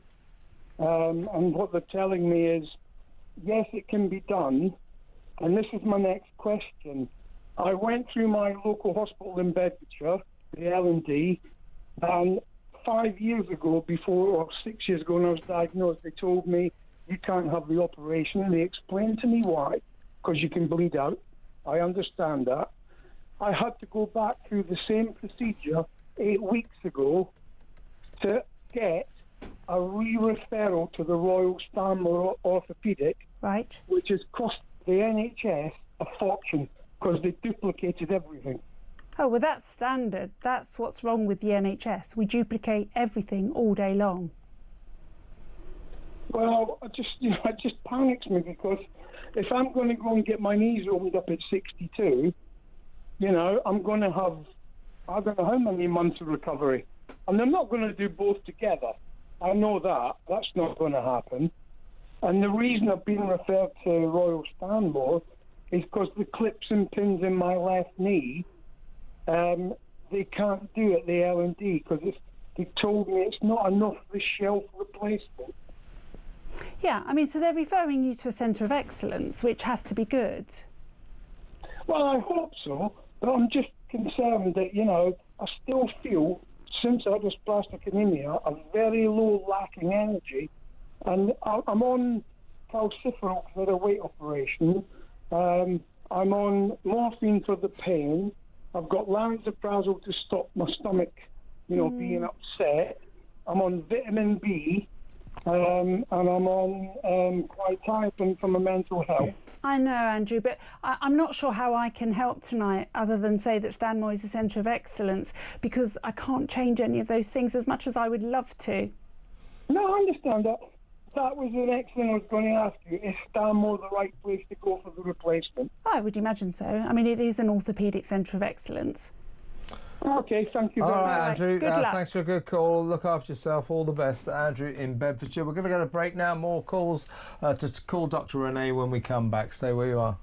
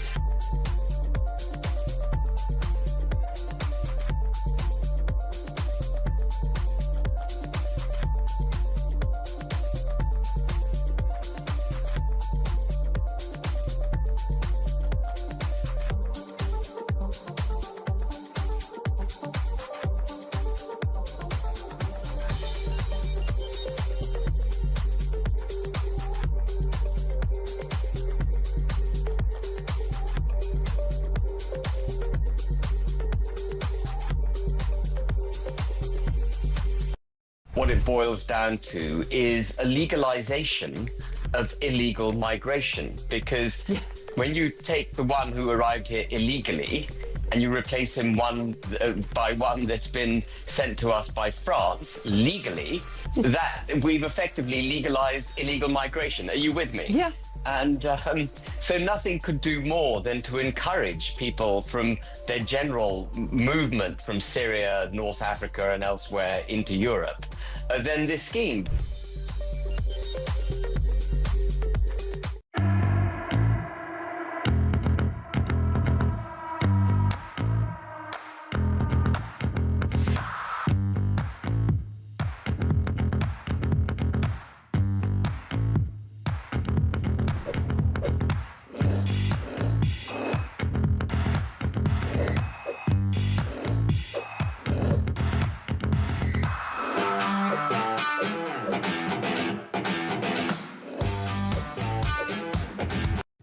Across the UK, on DAB+, on your smart speaker, on your smart TV, and on your side.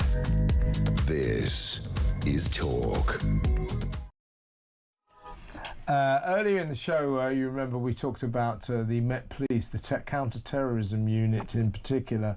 The staff there, here in London, 31-storey building, they're having an Easter egg hunt. He's so busy. Go out and catch some criminals. But anyway, there's somebody, so Sarah in Hertfordshire says, these Easter eggs, he said, they can't be stolen, otherwise the police would never find them. Exactly right. Exactly right. Right, let's go back to the phones. We haven't got too long now, but let's talk to Michelle in London. Hello, Michelle. Talk to Dr. Renee. Hello, Michelle. Hi, Kevin. Hello, Dr. Renee. Oh, Kevin, I just have to say quickly, I congratulate you on your new series in Snatch. I had to check it out because I couldn't believe that wasn't you. Hang on, what is this? What are you talking about? It's a new series called Snatch. Okay, I'm going to look it up now. What, am I in it? Somebody looks like... No, I had to check it out, but it's not you, but it is you. Okay, I'm going to have a look. You talk to Dr. Renee, I'll look up Snatch, all right? Dr. Renee, what's happened is, right, I've been getting, for a long time, my hands going white and numb, and I've got a lot of illnesses, but, you know, we've let it go, and then it started in the legs. But before Christmas, it happened in the eyes. You know, like blurred vision, can't look up, can't look down, trying all my drops. And then I went to the opticians and he said to me, oh, you've got lymphoma, you've got this, you've got that. And when I went to Moorfields, they said to me, you know, 10 days to 14 days, and we'll find out what's wrong. But Dr. Renee, it's really weird. It's like I've got silver stripe down one eye. You know, like when you're looking at something, you can't see the middle. Mm-hmm. And then it goes like a spider. Everything goes in boxes in both eyes. But I don't get a headache. It's just my eyes go. And I'm on the board of diabetes and, cholesterol. But I've bought the test. But it's just quite scary because my legs are not working and I'm disabled, and then my hands and then my vision. And I'm trying drops and everything. But what drops are you trying? Well, I was given them because I've got dry eyes because I had non-Hodgkin's lymphoma in my face. So I've got dry eyes and dry mouth. But the ones they gave me, they took them away from me. And they said, we're saving the NHS money, you have to go on these. But I have to use them 4 or 5 times more than I did the ones before. Yeah, no one ever works that bit out, do they? Because that's just too difficult. Yeah, as long as they've saved money on actual giving you the new one, they don't care about the rest. More inefficiencies in the NHS, Kev. I mean, this sounds really complex and I'm not really sure what's going on. Quite often when you get those black things in your eyes, it's something to do with your retina and it can be retinal detachment. No, it's not black, it's silver. Silver. Then you said you had like black webs. Yeah, no, I've got what they call, is it floaters? Floaters. I've had them for years, but this is like silver stripes going through the eyes, and I instantly feel sick. Yeah, well, you would, And yeah. They all go into little pieces, like, you know, like when you look at a spider, they've got 8 eyes. It goes like that, and it's taking longer now to sort of go away. And it's not your blood sugar? Well, I've tested my blood sugar because, like, the time you wait for an appointment is every 3 or 4 months, and it's all been good. But I've gone to the hospital, and they said to me, you know, because I've had melanoma on the eyelid, I had that removed, but because of lockdown, they forgot about checking it out. So it's just a little bit worrying with everything. But it's my eyesight that is absolutely, it's terrifying. I mean, I don't have an answer for you, I'm afraid. It sounds very complex, and I really don't have an answer. When did you go to Moorfields? Last Thursday. Okay, so I mean, Moorfields are really the best place that you can go for eyes, so you should get an answer fairly soon. I suspect that if they were really worried that this was, you know, an eye emergency like acute glaucoma rather than chronic, they would have actually dealt with you there and then, or they'd have you back in already. So I guess that's a bit reassuring. Oh, okay. But Dr. Renee, do you think I should stay off of caffeine? No. Has caffeine got anything to do? Because I don't Google things, but I do drink a lot of tea. Look, you know, there's actually very good health outcomes for people that drink coffee versus people who don't. So caffeine's actually reasonably good for you as long as you don't drink bucket loads of it a day. Oh, okay, I'll calm down from 10 cups of tea then. Thank you. By the way, Michelle, has she gone? Michelle. Are you there? No, I'm here. Yeah. Do Grace Scott is the guy you mean. I just looked up Snatch. Oh, my God, Kevin, he's you. Yeah, he's a bit, isn't he? There can't be two of them, Michelle. Yeah. There can't be. Yeah, well, he is very like me, and I've got to say, what a good-looking guy he is. He's got your attitude down to a T, because I thought you might be able to charge him. Yeah, I think so. So, is it good? Is it a good show? Oh, it's brilliant. All right, it sounds good. I'll have a look. Thanks, Michelle. Look after Good yourself. luck, Great Michelle. call. Thank you. Michelle in London there. We've got time for one more call. Andrew in Bristol. Really sorry. Talk to Dr. Renee, but we've only got a couple of minutes because we're coming up to the news, but fire away. Hi, Andrew. Yeah, very good evening to you both. I doubt if you remember, but a few weeks ago I contacted you and told you that I had a polyp removed. That's right, yeah. And a biopsy. Yeah. Yeah. That was on the 31st of March. It's now the 17th of April, and still I've heard nothing. How long do these things take? You know? Yeah, they can take quite a while. I mean, these hospitals are just, nothing's happening quickly, to be honest with you. Have you tried ringing the department secretary and just jogging them along? No, I haven't, to be honest. But I wonder whether these people realise how stressful it can be waiting. I do know, I really do. The other thing that you can sometimes do, and I do this for my patients, is get the receptionist at your practice to chase it at the hospital, because sometimes it's just sitting there and it hasn't been sent through to anyone. Yeah, I've got access to my records, and at the moment it's on a document management thing saying awaiting results. So Yeah. It's just a question of being patient and see what happens. Or chasing someone. The choice is yours. Good luck, Andrew. All right, Andrew, I'm afraid you're just going to have to wait. Welcome to the NHS. That's Andrew there in Bristol. All right, look, Louise in Kent, you have to be really quick, but I don't want to disappoint you. Talk very quickly to the doctor. Yes, Dr. Renee, I've got a really good success story. Go on. 40 years ago, I was diagnosed as bipolar. I fought against it because I knew it wasn't true. We were going through a lot of family trauma. 5 years ago, I came off all medication. I've been hospitalised a lot. Came off all medication, fell into really quite bad withdrawal, lost mum from COVID. Lots of things have happened, but I'm now coming through. about 6 weeks ago, I said to the psychologist, my moods have settled right down. They said we've not seen any sign of this supposed illness. I've been through more emotional trauma for this last 5 years than in the 40 years, and yet I've not been ill.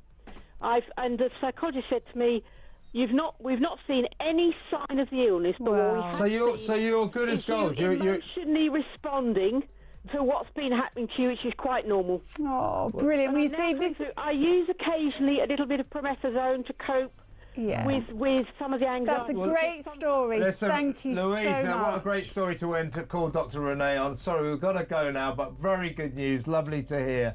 Louise in Kent. Thank you very much for another brilliant call, Dr. Renee, with Dr. Renee Hundekamp there. Thank you, Renee. Thank you. And when we come back, the inimitable Lady Colin Campbell on the Royals. You don't want to miss that. Stay tuned.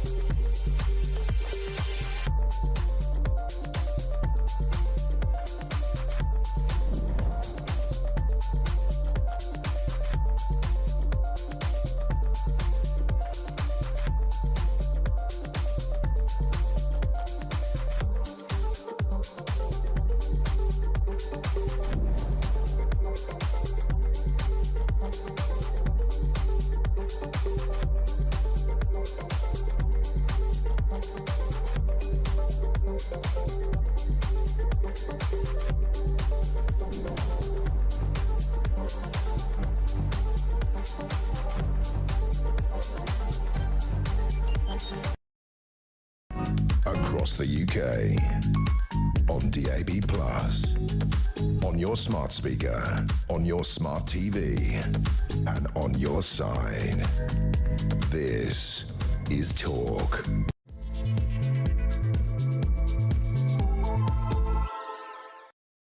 Welcome back.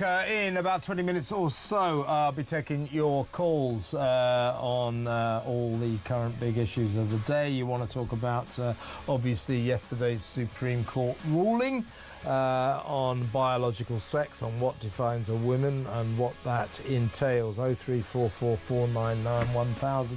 And perhaps you'd like to call about this rising problem we have of foreign nationals committing a disproportionate number of sex crimes in this country. They are responsible for about a quarter of all convictions to do with sex crimes, only they comprise just 9% of the population. There's something really worrying about that, and it is obviously all wrapped up in our immigration policies, our mass immigration policies. So let me know what you think about that. 03444991000. And should the police in London, in their big offices, their counter-terrorism offices in West London, 31-storey skyscraper, should they be organising a staff Easter egg hunt? How about getting on the streets and hunting some criminals? Something like that, don't you think? I'm glad they're celebrating Easter. Too many people are cancelling it. But Get out there on the streets, catch some crooks. Don't go Easter egg hunting in your building. 03444991000. Before we get to your calls and your WhatsApp voice notes and your messages, very pleased to welcome back to the show because we're going to talk about Meghan, Harry and the Royals, the fantastic royal author and commentator, Lady Colin Campbell, known to everyone as Lady C. Welcome, Lady C. Hello, greetings. Greetings, happy Easter to you. First off, what do you make of reports? There are two things. There's a report, incredibly, that Meghan, you know this tat she's been selling on as ever, her website, her lifestyle website, the jam and the honey and the herbal tea and all this. She's apparently sent some samples to Clarence House. You know, the King Charles's London residence. I'm not sure how they've been received. But my question to you is, what do you make of reports that the King is no longer talking to Harry? Do you think, as I suspect, that the King has just reached the point where he's had enough of his badly behaved brat of a son? Well, my understanding, Kevin, is that he reached that some time ago, and they are starving Harry and Meghan of all information, because any information that they give them ends up being, repeated, and so Harry and Meghan are given no information, and Harry and Meghan are given no response. So if Harry and Meghan phone or write or send care packages with, raspberry flavoured sputum, it's just handed on. No, I think it's the thing is, the funny thing about the raspberry flavoured sputum, as you so eloquently described it, is she can't actually call it jam. You know this, because it hasn't got enough sugar in it. So she had to be reprimanded, and she now has to call it fruit spread. I haven't tried it myself. I've got some coming over from America. I will soon.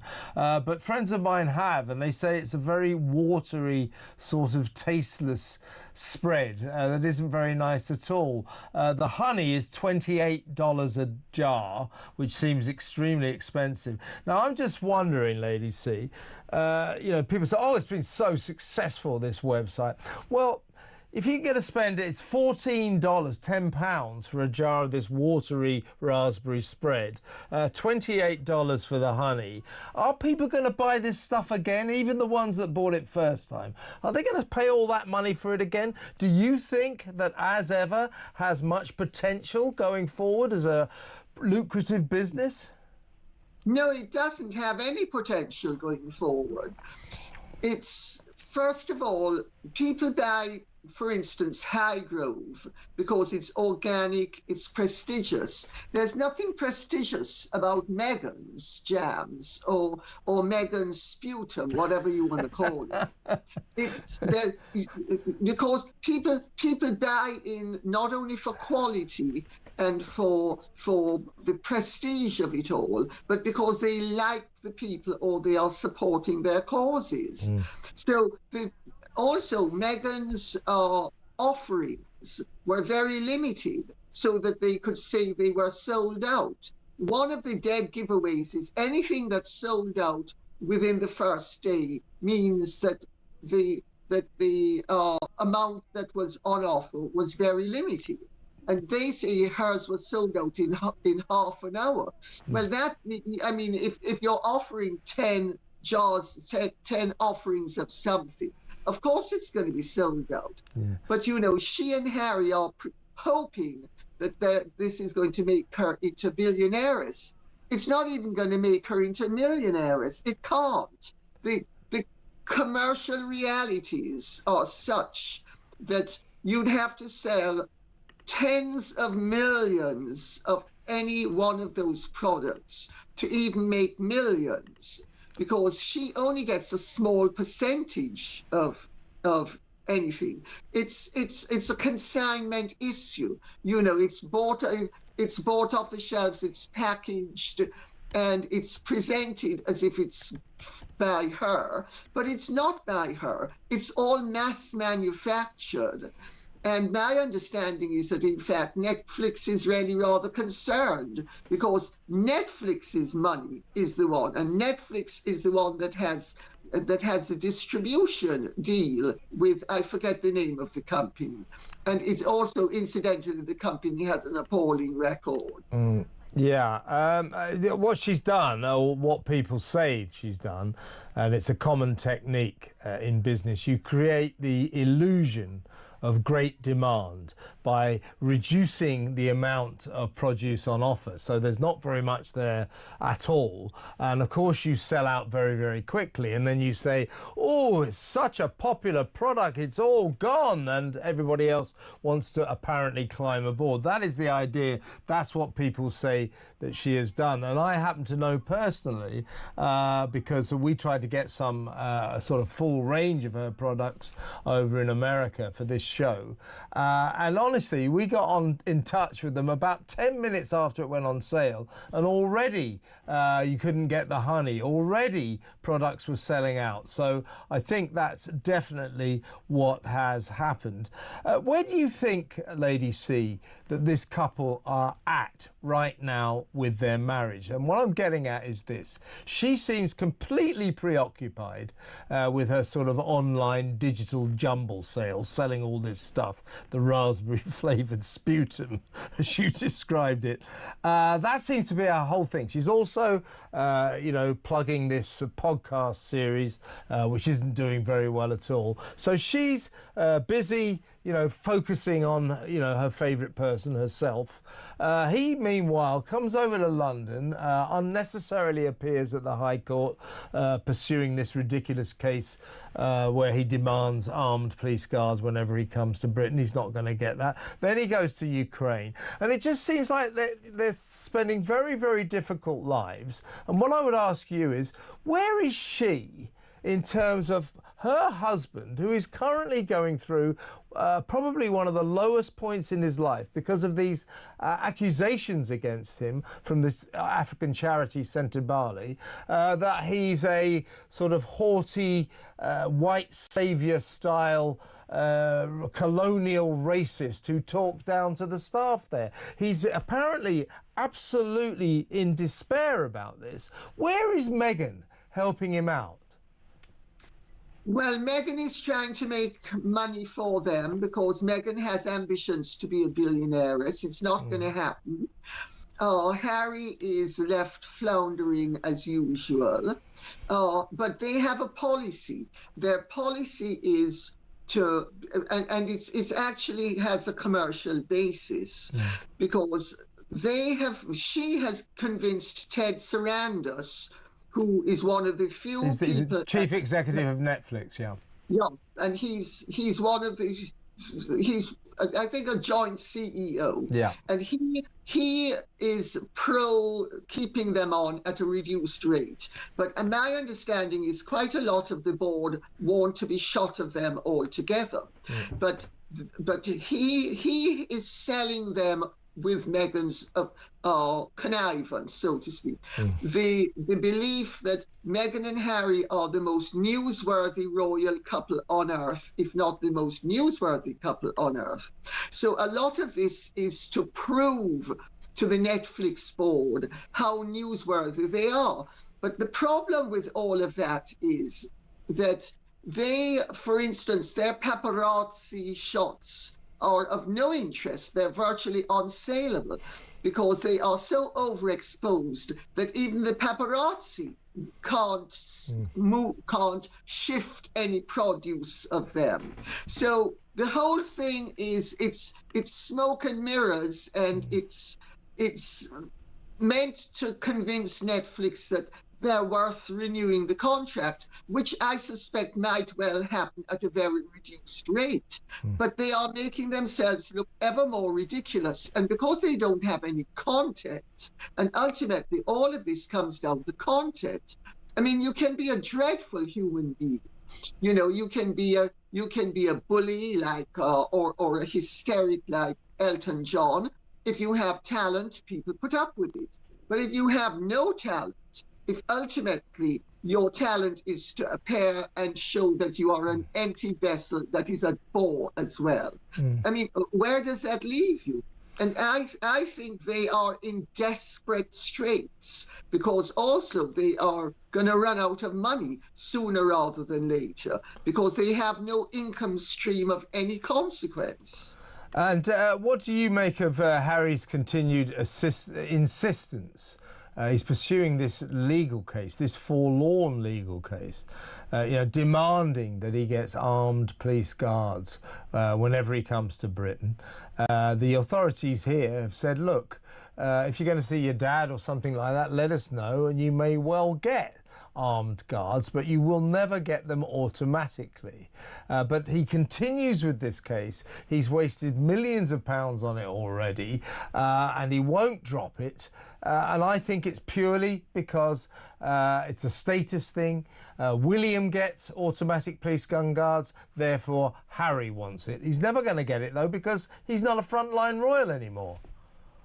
But also, even if he were a frontline royal, Kevin, he's not entitled to it because Princess Anne and Prince Edward only get it when they are doing official duties. They don't have it otherwise, and they are equally the children of a monarch, as is he. So his very basis for wanting it is spurious and untenable because there are his aunt and uncle as living proof that what he is regarding as necessary is totally unnecessary, and they're working royals. And what about the king? As I said to you earlier, apparently has reached the point of frustration with both of them, really, but especially Harry.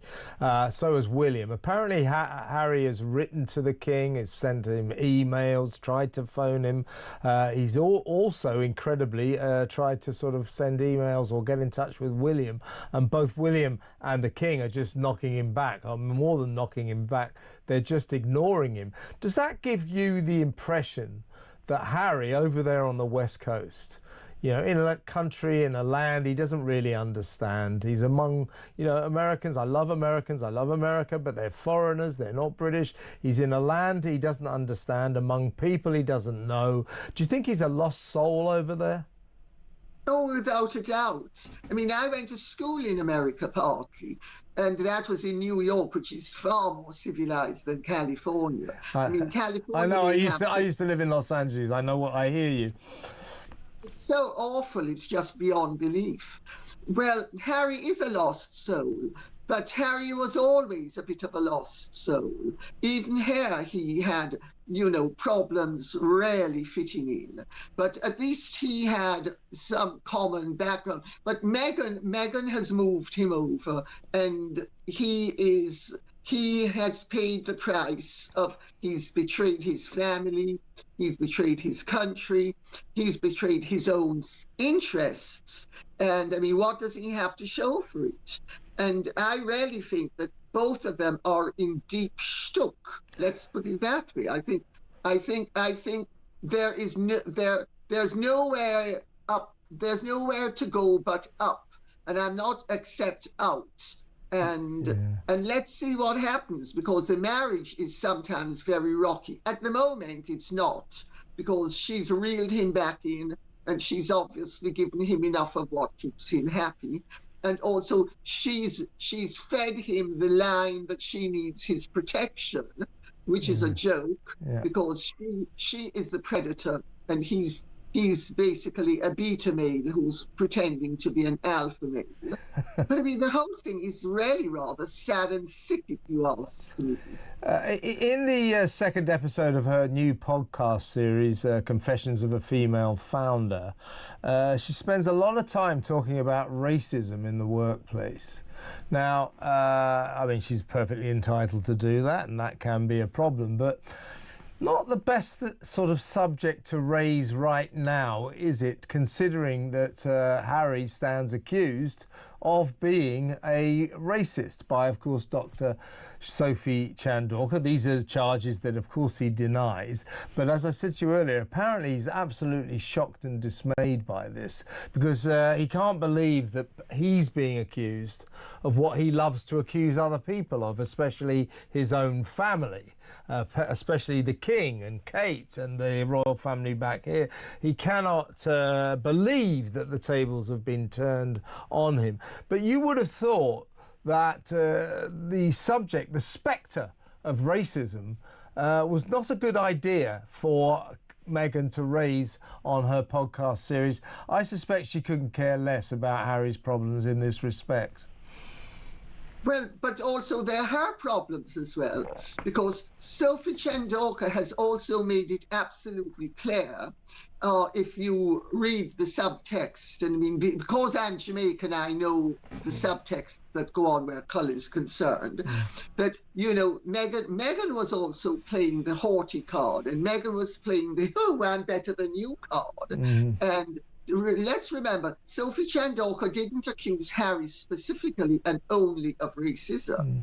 She also said generally, and I think she was aiming it at Meghan as well. And it's a bit of a joke when Meghan spins around and says that she can authoritatively speak about racism. First of all, she passed for white for most of her life. Secondly, she's denegrified her features to the extent that she has totally Europeanized herself. New nose, de-Africanized hair. You know, she's how does she, what, she's never, and by her own account, she had never experienced racism. She said the very first experience she had of racism was when she was leaving her graduation with her mother, when her mother was called the N-word. So that means she was 18 years old. She's then said she'd never experienced any racism, and only it's the British press that accused her of being black. Like, that was something terrible. Yeah, she said she experienced racism over here in Britain. I didn't notice any of it. There was none. She was welcomed with open arms. Yeah, and I think it's terrible that she accused the royal... £30 million wedding. I mean, what did she want? Absolutely. Terrible that she accused the royal family of racism, because they are not racists. The King and Kate Middleton, the Princess of Wales, they are not racists, and it was a terrible thing for her to do that. And it was a terrible thing for Harry to back her on that. And I think he's paying the price of that right now. It's half the reason that his family don't want to know him. Now, I would suggest that in terms of their marriage, whatever you think of what Meghan's up to right now, and I'm not particularly impressed, selling, what did you call it, raspberry sputum or something, but she's busy. She's busy. He doesn't seem really to have anything to do. That is not a good dynamic in a relationship, when one side of the relationship is hectically busy and the other side hasn't got anything to do. What do you think going forward are the chances for this marriage? I would suggest that unless he finds something to do with his life, this relationship could in the future fairly soon be in trouble. Well, I hate to disagree with you, but I do not think that that has anything to do with any problems that they would have in the marriage. Okay. I think she's perfect. She's a hustler, and she enjoys the activity of hustling. And so, you know, whatever her failings, and she may be lazy, but she's a hustler, and she loves cutting deals and running. Yes, she does. You're right. Yeah, she does enjoy that. Yeah. And he's a pothead who basically likes chilling. And, you know, Doria, give me another spliff. You know, that's his shtick. And it works very well as long as the money is coming in. But if the money isn't coming in, it's going to be a problem. And I really don't see that ultimate... Well, I know the marriage is sometimes very rocky, but I do not see her releasing him and releasing her tentacles Yeah. unless she comes up with somebody who's bigger and better. Yeah. The problem is no billionaire wants soiled goods, and Meghan is soiled goods. She's tarnished. She's you know, if she'd been clever and she'd been patient, she'd have done a Jackie. She'd have done her 5 or 7 years with Harry, shaking hands, cutting ribbons, and then made off with a billionaire. And she would have been worth a billionaire's efforts. Yeah. But at the moment, she's not. No billionaire wants, they want arm candy. They want someone who's going to reflect well on them. They want somebody that when they walk into a room, all the other guys say, wow, I wish I had that. And all the other girls say, oh, I wish I was like that. Well, that's not going to happen with Meghan, because, you know, any man who sees her coming is going to think, oh my God, I'd better immediately phone my lawyer and tell him to alert the bank to lock the vault. Lock the vault, exactly. Lady C, I could talk to you all night, but time is against us. It's really great to talk to you. Love talking to you. Thank you so much for your time. Always a pleasure. Well, the one and only Lady C there. We're going to go to break. When we come back, we're going to take your calls. I'll read some of your messages, and we've probably got some WhatsApp voice notes that we'll play out as well. So stay tuned.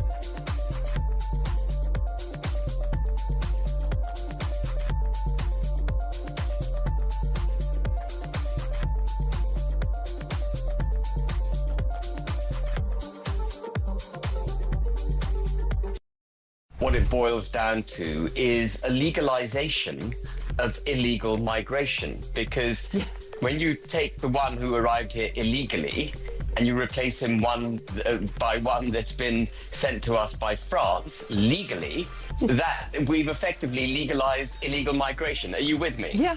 And so nothing could do more than to encourage people from their general movement from Syria, North Africa and elsewhere into Europe than this scheme.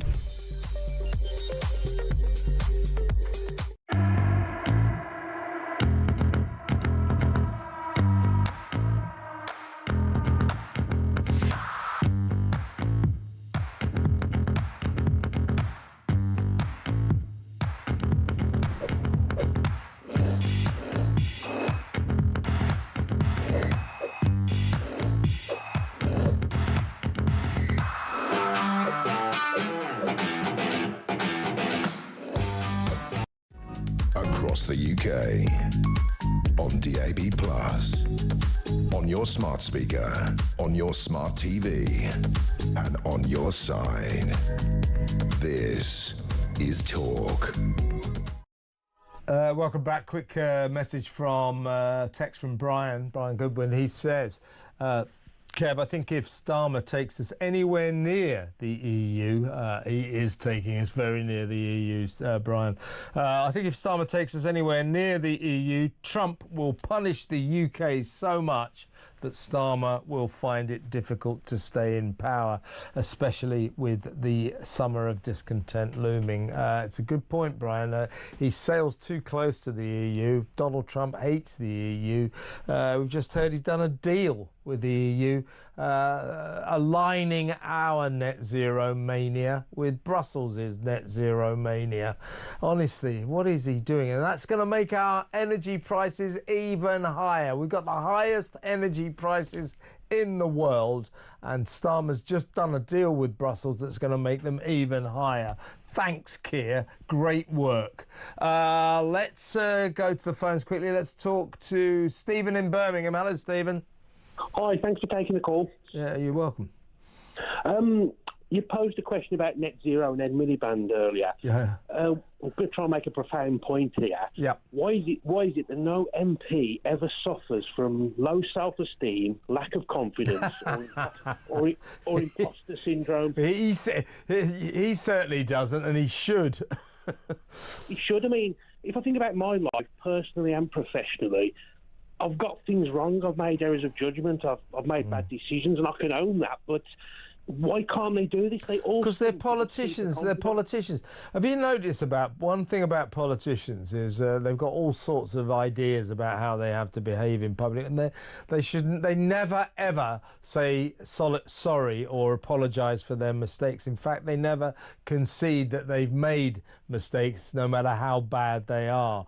It's a political thing. It's just one of the many things that infuriates us all about politicians.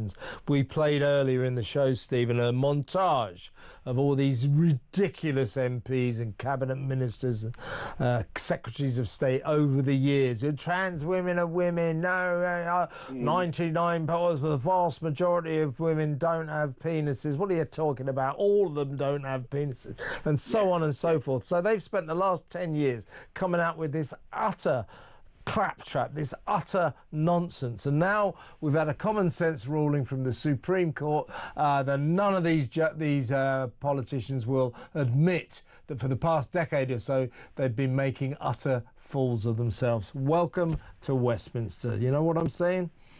It's not normal behaviour. I mean, it's not. You're right. No, I mean, in the last year alone, I've probably made 3, 4 mistakes, errors of judgment, whatever. Yeah. I've got to own them. Because I make about 3 or 4 an hour.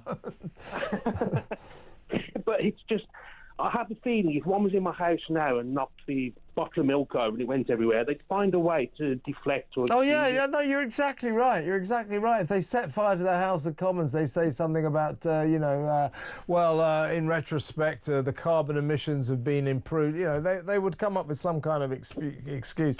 They are a strange breed. They're not like the rest of us. They live in their own world. Most of them have never had proper jobs. It's where all the problems stem from, Stephen, and that is most MPs are outright weirdos. Not many of them actually are members of the human race. But there you go. Stephen, thank you for a good call. That was a good conversation. Thank you very much. Please call me again.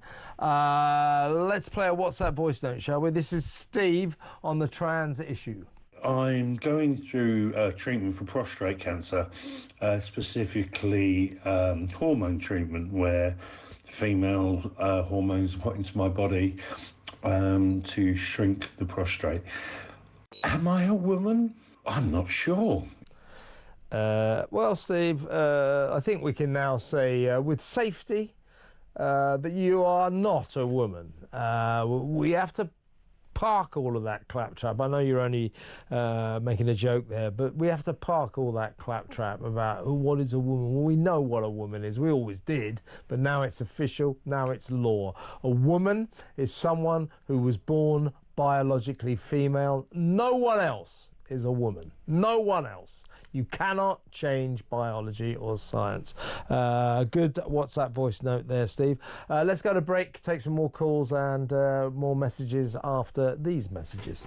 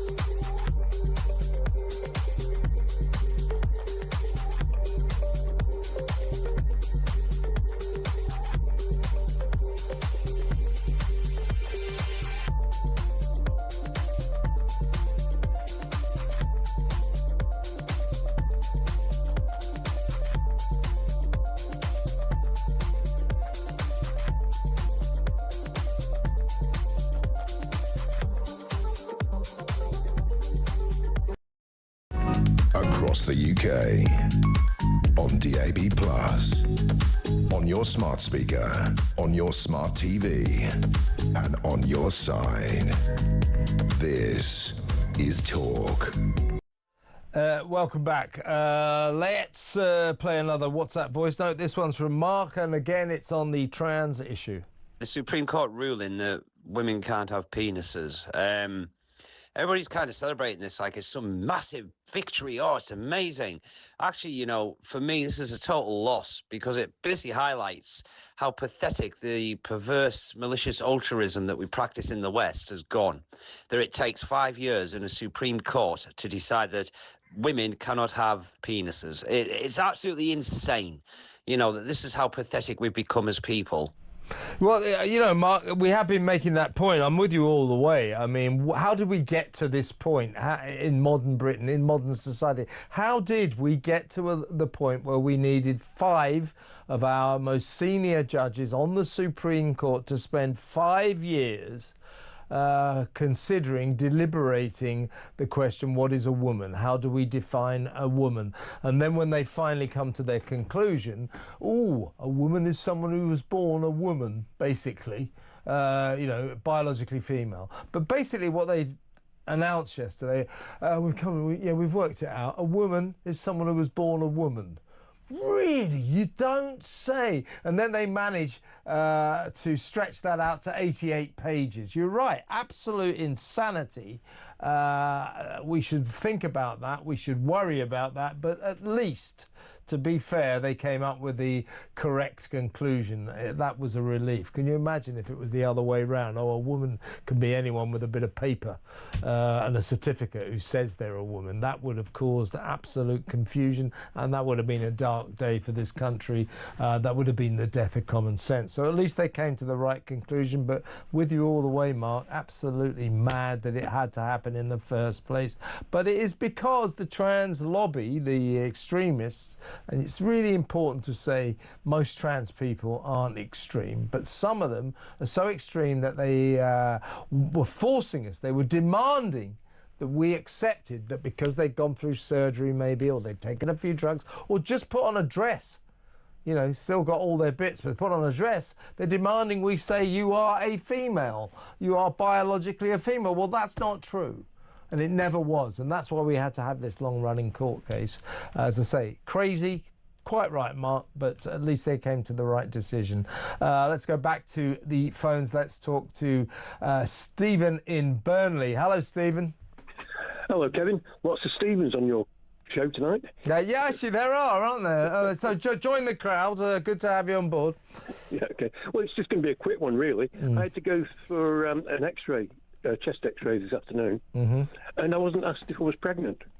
That's interesting, isn't it? That is interesting. They've responded pretty quick by the looks of it. Well, it could be. It might have been they were just a bit remiss, or perhaps encouragingly, there are a few renegades in the NHS who refuse to participate in this daily farce. You know, it just always makes me like, you know, my friend and colleague James Whale, who sadly has been battling cancer now for 5 or 6 years, very bravely. So he has to go to the hospital all the time. He has to have lots of X-rays. Now, apart from the fact that James is a grizzled bloke, an obvious bloke with the deepest voice you ever heard. Apart from the fact it's pretty ridiculous to ask a guy like James, are you pregnant? There's another reason that maybe pregnancy would be unlikely. He's 72. You see? So they're asking 72-year-old men if they're pregnant. I'm 70 anyway, so yeah, same deal. So, well, I'm glad they didn't ask you, but I wouldn't put too much money on the fact that that ridiculous practice might continue. But open did sing sense. Yeah. Well, anyway, thanks for that, Stephen. Good to know. Good to know. You take care of yourself. Thanks very much, Stephen in Burnley. There. Yeah, we've got lots of time. Let's go to another call. Lots of Stephens and lots of people from Birmingham as well. Michelle in Birmingham. Welcome to the show, Michelle. What would you like to say? I would like to say, first of all, thank you to the Supreme Court for affirming I am a woman, I'm a female, I've given birth to 4 children, thank you for just affirming that, and one of them is a daughter, and I did say to her earlier, you know, that legally you are a female. Secondly, I'd like to say thank you to J.K. Rowling, Sharon Davis. Sharon Davis, who was on the show last night, of course. Yeah. And I was listening. I wish I'd rang up earlier. I've had a drink of wine now. So. That's all right. Yeah, good for you. You know the lady, it's not Sharon. You know the women for women. I'd like to say thank you to them. Oh, you mean Sex Matters? And the Scottish organisation yes, for women. They're called. I'll look it up. But they're the ones, of course, who brought the case in the first place. Yeah. You're right. Yeah, and thank you to them. Also, there is some males I would like to say thank you to. So there is Sebastian Coe. Yes. Who is fighting for the rights of women in sport. Yeah. Donald Trump. Yeah. Credit where it's due. Absolutely. I mean, the guy's a hero on this. J.D. Vance. Yep. And Nigel Farage. Can I bring up the subject? I already know that I'm a woman. I already know all of that. We don't let's just get rid of the malarkey. But can we bring up the subject if we're talking about biologically you're a female or you're male? Yep. And somebody brought up one or the other, Michelle. One or the other. No, there are no other possibilities. Go on. Because there's not. We have another I live in Birmingham, so if I want to now identify as a wheelie bin, I'm taking you to court because you're not emptying me. Yeah. You're not cleaning me out. Yeah. But you could try that. Yeah. I'm going to tell you a story now. Please do. One of my family members actually works in the bins in Birmingham and has worked for them for years, and he's actually a member of Unite, but we're not on about that. So right. One of the family members works for West Midlands Ambulance Service. Right. And he is a paramedic. Right. And he's based. So the base is just down the road from where I am. So it's in Rubery in Birmingham. Okay. and a member of staff, have you heard of a furry? Sorry? A furry? A furry. Do you mean these people? Identify. Yeah, the furries. Yeah. We had one of them on the show a couple of months back. All dressed up as some sort of big rat or something. But anyway, go on. Right, so within their ambulance station, they have a member of staff that identifies as a furry. As a furry, is that what you're saying? As a furry, as a cat. Well, as a paramedic, as a furry. yeah, but they've had to put, the NHS have had to put a litter box. What a litter box for... Oh, my God. This is a paramedic who identifies as a furry, and the NHS has had to provide... Is it a he? Him with a litter box. Oh, my... In the toilets. But then... So, you know this yesterday? So when it was all going on, the Supreme Court, and it was just like, well, we know... we're female. Yeah. You're male. We know that. So to the in the greatest of respects, like we go through as females, we go through puberty, and males we go through that, but females we go through our periods. Yeah. Then you get all the bad breaks, you women. You really do. I'm in perimenopause. I'm like no. I've always said that. I've said that you get all the bad breaks. We got nothing to complain about. We blokes. But the question is this: so, if you're identifying as certain gender, or like right now, I think I'm a unicorn. Yeah, I had a couple of bottles of wine. But, so if you identify as you're a hard drinking unicorn, is that what you're saying? I've gone off on the stratosphere as this. But I stood there yesterday and I thought, this Supreme Court ruling, and I thought to myself, Kevin, and I thought, all right, I identify as a cat. Right. And then, if I'm in a serious accident, and we know they've got serious waiting times in the NHS, would a furry say, you're not taking me to the QE in Birmingham, you're taking me to the PDSA because I identify. Yeah, well, it could. I mean, the world has gone a bit crazy. We had a little ray of sanity yesterday, but you're telling me we've got paramedics in West Midlands identifying as furries and animals, and they're getting a litter tray. We shouldn't get carried away with the fact that the world is suddenly becoming sane, because it's not, quite clearly. Michelle, I've got to move on, but thanks for that story. Thanks for a brilliant call. Have another glass of wine, and great to talk to you. Great to talk to you. Have a lovely Easter. Michelle in Birmingham there. What about that? Let's quickly, before we go to break, play another WhatsApp voice note. This is Tristan on net zero. Starmer is looking to align with Europe over net zero. How much more are my energy bills going to go up? I mean, seriously. I thought we were supposed to be, energy bills supposed to be being £300 cheaper.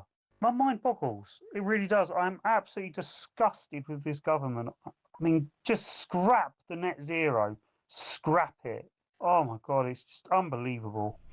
Well, it's what I said earlier, Tristan. This country would be a happier, more prosperous, more sensible place, a more happy, prosperous and sensible nation if we just completely scrapped all of this green claptrap. If we just stopped talking about net zero, stopped pretending we're going to get to net zero, got rid of all the windmills, got rid of all the solar panels, all of that, and went back to sensible life, it'd be cheaper, we'd be much better off, we'd be warmer, and so on and so forth. Instead, this government runs us further and further into the ground. It is ruining our industry. We saw what happened to, or we see what is happening to British Steel right now. That's because of green policies. It is is ridiculous. We're killing our industry. We've got sky-high energy bills. They're not going down like Ed Miliband promised us. He said they'll go down by £300. Well, they're up by £300 so far and rising and rising. This is insanity. We are gripped by a kind of insanity, the kind of insanity that for a long time until yesterday entailed us having to say to some guy with a beard who tells us that he's a woman, you are indeed a woman. Well, we won't have any more of that madness, and we shouldn't have any more of the net zero madness, but we're not out of that one yet. So let's go to break. More calls when we come back.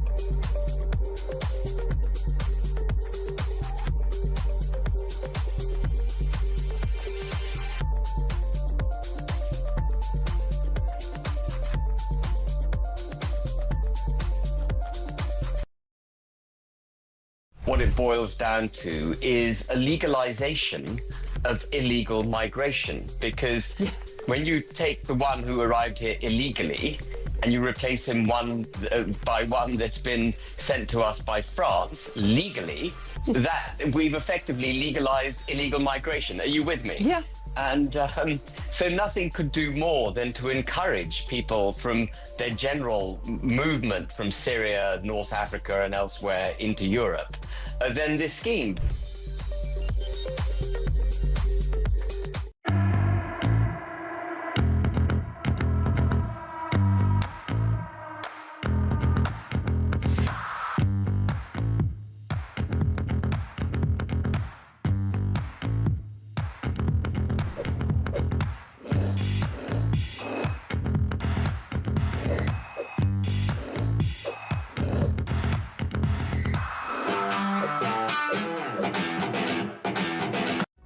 Across the UK, on DAB+, on your smart speaker, on your smart TV, and on your side. This is Talk. Welcome back. Last WhatsApp voice note. This is from Diane, and it's about Easter eggs. I just wonder if Keir Starmer's issued some instructions to the police and got his words mixed up and said smash the eggs instead of smash the gangs. A bit like he got sausages mixed up with hostages. It could be that, Diane. It's a good theory. You never know what that guy's going to say. Who can forget the sausages for hostages howler? He can't even speak properly. Thank you, Diane. Good Easter egg WhatsApp voice note there. Now, we're going to go back to the phones now. And our favourite caller, Georgina from London, what was it, last night? Was it the night before when she did that most brilliant poem? She's got another one now. This one is on Meghan and Harry. Hello, Georgina. Well, hit us with your latest opus. Oh, fantastic. Thank you and good evening to you. Yeah. This is called Harry and Meghan, a woeful tale. Okay. Take your time when courting and be mindful whom you marry. If you need a stark reminder, take a look at Meghan and Harry. What started as a fairy tale soon sank into despair. Don't get to hog the centre stage, even if you do wed the spare. Don't call me Markle, my name's Sussex, don't you know? Because I'll smile so sweetly at your face, and then out the door you'll go. If you try to steal my thunder, I will push you to one side. Even if it's your revenge, you won't kick my royal backside. Don't judge us on our background or the colour of our skin. We've had family problems left and right. Oprah, where do I begin? I've tried my best to accommodate the Windsor family views, but very sadly I was rebuffed when I couldn't fill Kate's shoes. Our shopping channel has problems, but we are not to blame. We rebagged pretzels live on air, but had problems with our business name. Our children we've kept hidden from the paparazzi's view, but we happily have them on our blog if it sells a pot of jam or two. I love to chop up veggies looking flawless while I'm filmed, as long as I can chat with friends and drink champagne that's chilled. I rent some rich man's residence. You'll probably think that's funny, but we need a tended garden whilst I pose and try some honey. Old Harry stays behind the scenes. He'll do exactly what I say, for he knows I'll run a million miles if I don't get my own way. I want the world to love me for my brains and enterprise. But if you ask any of my former friends, they'll say I'm the devil in disguise. So don't dare cross the Sussexes, because we're a sheer delight. You'll never get the better of us, because we are always right. We love to hog the limelight. We don't like others to chip in, because the Sussexes can do no wrong, and we love to play the victim. Fantastic, Georgina. Your one about Lindsay Hoyle was a masterpiece, but that was right up there as well. How long does it take you to write these things? How long did that take you to write? Right, I wrote these when my husband was watching the golf at the weekend. I was too. Anyway, sorry, go on. And I wrote about 5 poems over the course of the weekend, and I enjoyed every minute of it. I've got to say, it gave me great joy. Yeah, well, listen, it was a great poem, great 2 poems, and it's always a joy to have you on my show and all the other shows. We love you calling in, so thank you so much, Georgina. Have a lovely Easter. The inimitable Georgina there from London. Now, at 10 o'clock, in about 5 minutes, brace yourselves. It is... sorry. So it's just Ash is just entering the studio. I was about to warn you that from 10 p.m. until 1 a.m. It will be Ash and, of course, Andre Walker. And Ash has just come into the studio absolutely seamlessly. I hardly noticed him. Really? It's amazing, He's isn't it? dropping bags everywhere, that's smashing things to pieces. Like a ninja. Yeah. How you doing, mate? All right, how are you, man? I've heard the first bit of your show is good, man. Yeah. Well, yeah, I mean, lots going on, right? Yeah, loads, man, loads. I mean, we're talking about that. We've got Chloe Dobbs in about this trans... I mean, we've got to clear up what the rules are. Can you now not get arrested for calling someone he when they're... Is that still illegal, or what? Is it still hateful to say that? I don't know. Because I say it accidentally. I don't mean it. You know what I mean? Like yourself, I have compassion for it. But I mean, I've done my best. But I try less than I used to. But to be nice to these people, because they just throw it back in your face. You know, did you misgender me then?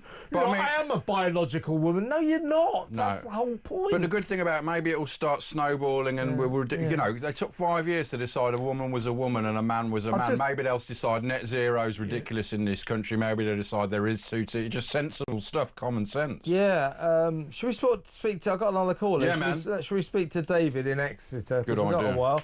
Hello, David. Speak to me and speak to Ash. How you doing? I'm doing good, but I'm dismayed as to the apolitical silence from the Conservatives and Reform on the subject of Starmer signing this.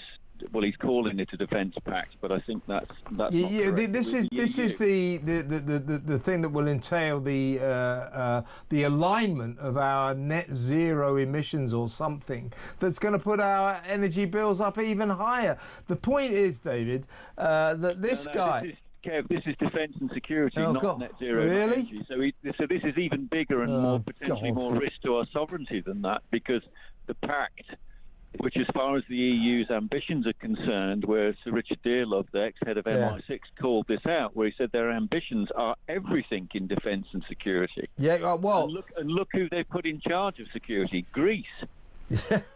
Well, you know what really worries me about all this, though? You're right about our sovereignty, and you're right about Keir Starmer constantly selling us down the river by getting closer and closer to the EU, betraying Brexit. You're right about all that. But Donald Trump is going to take this cozying up to Brussels really badly, and it could affect any chance we have of a trade deal, and that's worrying.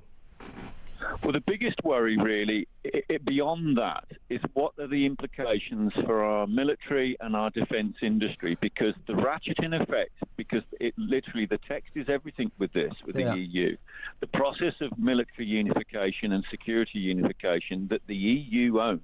Yeah. They literally want all of it. The whole point of it is single point command. European army. And they lose wars, most of those European countries, don't they? Whereas we win them. We can't even make virgin steel. Why are we tying up with them? They always lose, We're the ones who win. The army. Yeah. It's not just the army, it's all defence services. It's Navy, Air Force. No, I'm with you.